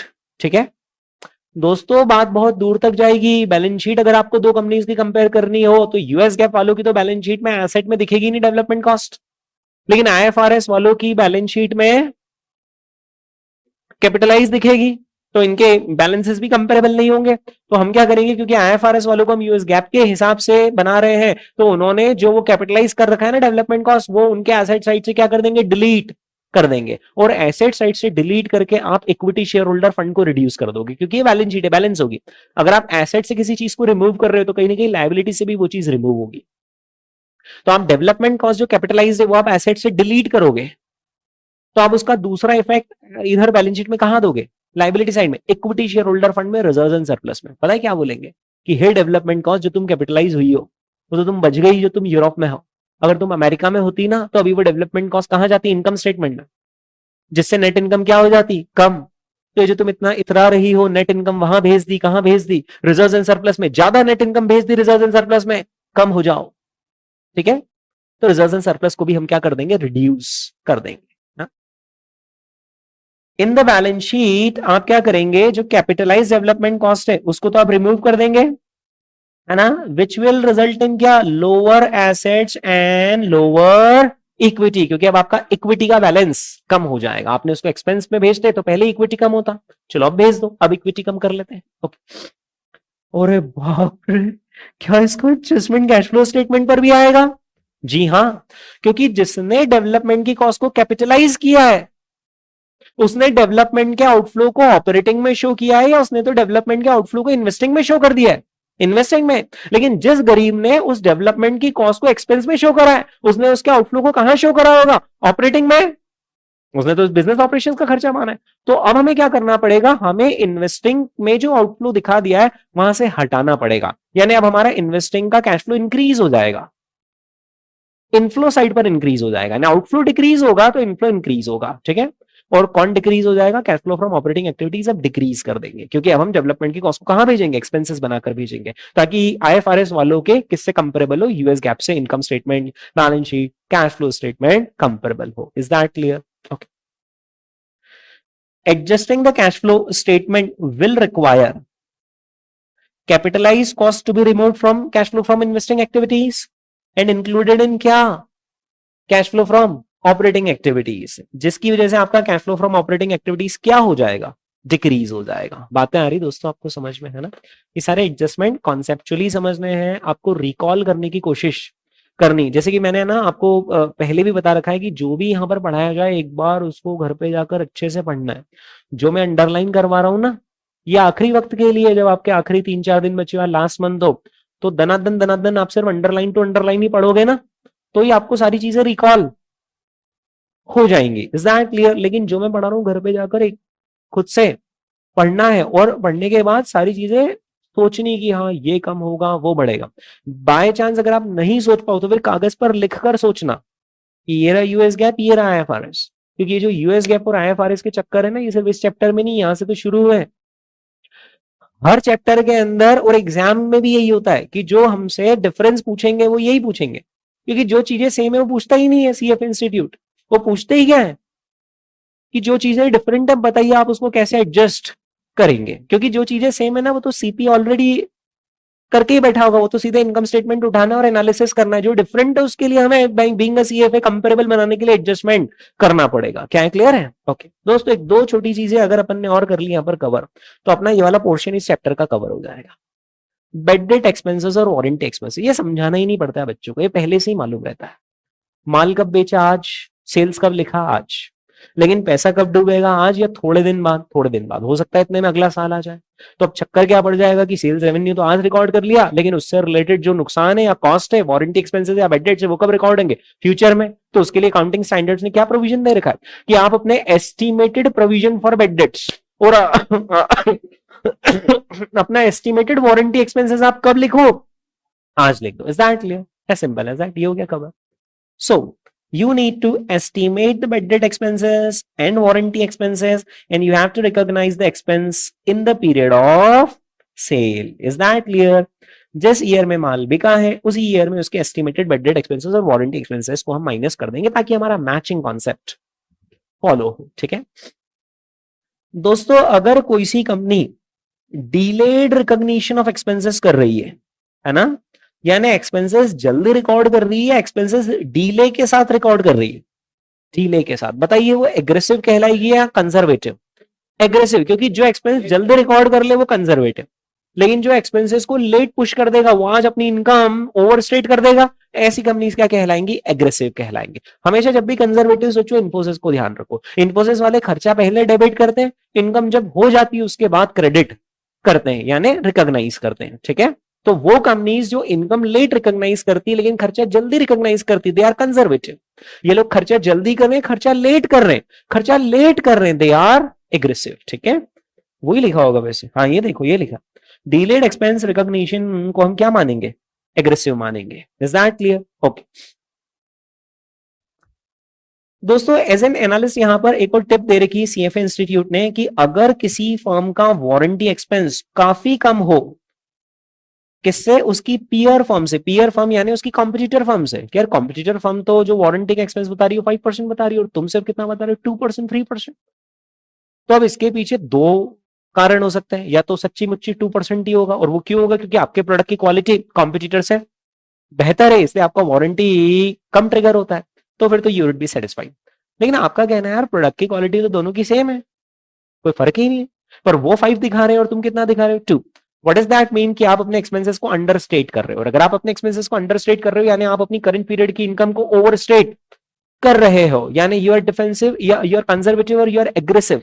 You are aggressive. तो फिर ऐसे केस में एनालिस्ट क्या करता है? उस कंपनी के इनकम स्टेटमेंट को खुद के हिसाब से फिर से रीस्टेट कर देता है, यानी अगर आपने भले ही 2 दिखाया, एनालिस्ट उसको एक्सेल शीट के अंदर जाकर 5 करेगा, फिर इनकम निकालेगा और इस इनकम को कंपेरेबल मानेगा उस कंपनी से, दूसरी कंपनी से। Is that clear? Okay so it could be the result of higher product quality, और हो सकता है कि फर्म मोर एग्रेसिव हो। ठीक है दोस्तों, हर चैप्टर के एंड में हम एक और चीज पढ़ेंगे और वो होती डिस्क्लोजर।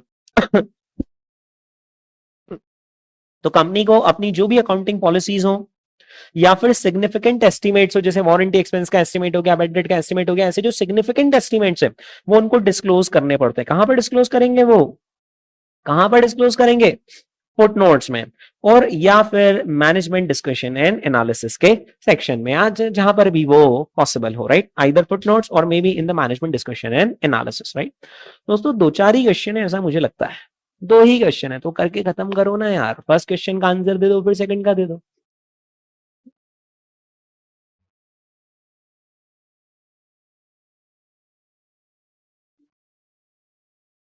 ओ, ऐसी एसेट खरीद ली जिसके फ्यूचर इकोनॉमिक बेनिफिट कैसे हाईली अनसर्टेन, अरे फिर वो एसेट ही नहीं है भैया, उसको उधर भेजो। कहां पर? एक्सपेंसेस में, right? Okay, expense the purchase. Second,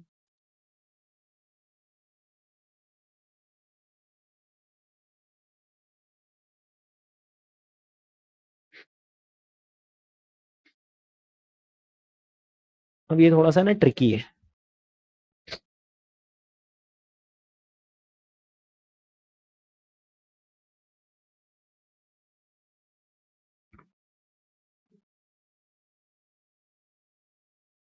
सी आ रहा है आंसर? तो ये जो रेड कंपनी वो चीजों को क्या कर रही? एक्सपेंस, और ब्लैक क्या कर रही है उसे? तो जो कैपिटलाइज करता है उसकी अर्निंग ज्यादा स्मूथ होती है ना। पर यहां पर क्या लिख रहे हैं, red company will show smooth earnings, red company की अर्निंग्स स्मूथ होगी, रेड कंपनी का तो शुरुआत में इनकम एकदम कम हो जाएगा, बाद में एकदम बढ़ जाएगा, है ना। तो ये गलत हो गया। Red company will report higher operating cash flow, तो रेड कंपनी का नहीं, क्योंकि ये तो डेवलपमेंट कॉस्ट को एक्सपेंस कर रहे हैं, तो उनका ऑपरेटिंग कैश फ्लो तो कम हो जाएगा ना, क्योंकि उनको कैश फ्लो फ्रॉम ऑपरेटिंग में शो करना है। Red company will report higher asset turnover ratio, अरे बाप रे, तो देखना पड़ेगा ना। तो एसेट टर्नओवर रेशियो का फॉर्मूला होता है टर्नओवर डिवाइडेड बाय एसेट्स, की asset by turnover, turnover by asset, turnover by asset. इन दोनों में से किसको तो कोई फर्क ही नहीं पड़ता, आप कुछ भी करो, टर्नओवर को तो कोई, टर्नओवर तो जो होना है सो होना है, राइट। अब एसेट्स, वो कंपनी जो एक्सपेंस कर देगी चीजों को, उसकी एसेट कम दिखेंगी, तो उसका एसेट टर्नओवर रेशियो ज्यादा दिखेगा। So red company will have higher asset turnover ratio, that's the correct answer. Is that clear? ठीक है, चलिए दोस्तों, तो इसका सी आंसर करेक्ट होता है। आज के लिए बस इतना ही, मिलते हैं हम हमारे अगले एपिसोड में। ओके, सेकंड वाला एक बार फिर से बताऊं, अरे बहुत आसान, देखो रेड को मैंने रेड कलर में लिखा, रेड वालों ने क्या कर दिया, चीजों को एक्सपेंस, जिसने एक्सपेंस कर दिया उसकी एसेट ज्यादा दिखेगी या उसकी एसेट कम दिखेगी, कम दिखेगी, है ना। जिसकी एसेट कम दिखेगी उसका एसेट टर्नओवर रेशियो कम कहां से रहेगा भाई, टर्नओवर तो जो है सो है, एसेट जितनी है उतनी है, और एसेट कम है, एसेट कम है, एसेट न्यूमरेटर में लिखी डिनोमिनेटर में, डिनोमिनेटर कम हो गया, किसी भी नंबर का डिनोमिनेटर तुम श्रिंक कर दोगे, डिनोमिनेटर रिड्यूस कर दोगे, डिनोमिनेटर घटा दोगे, तो नेट रिजल्ट बढ़ जाएगा ना, वही लिखा है। Red company will have higher ratio, is that clear? ठीक है, चलिए दोस्तों, ओके।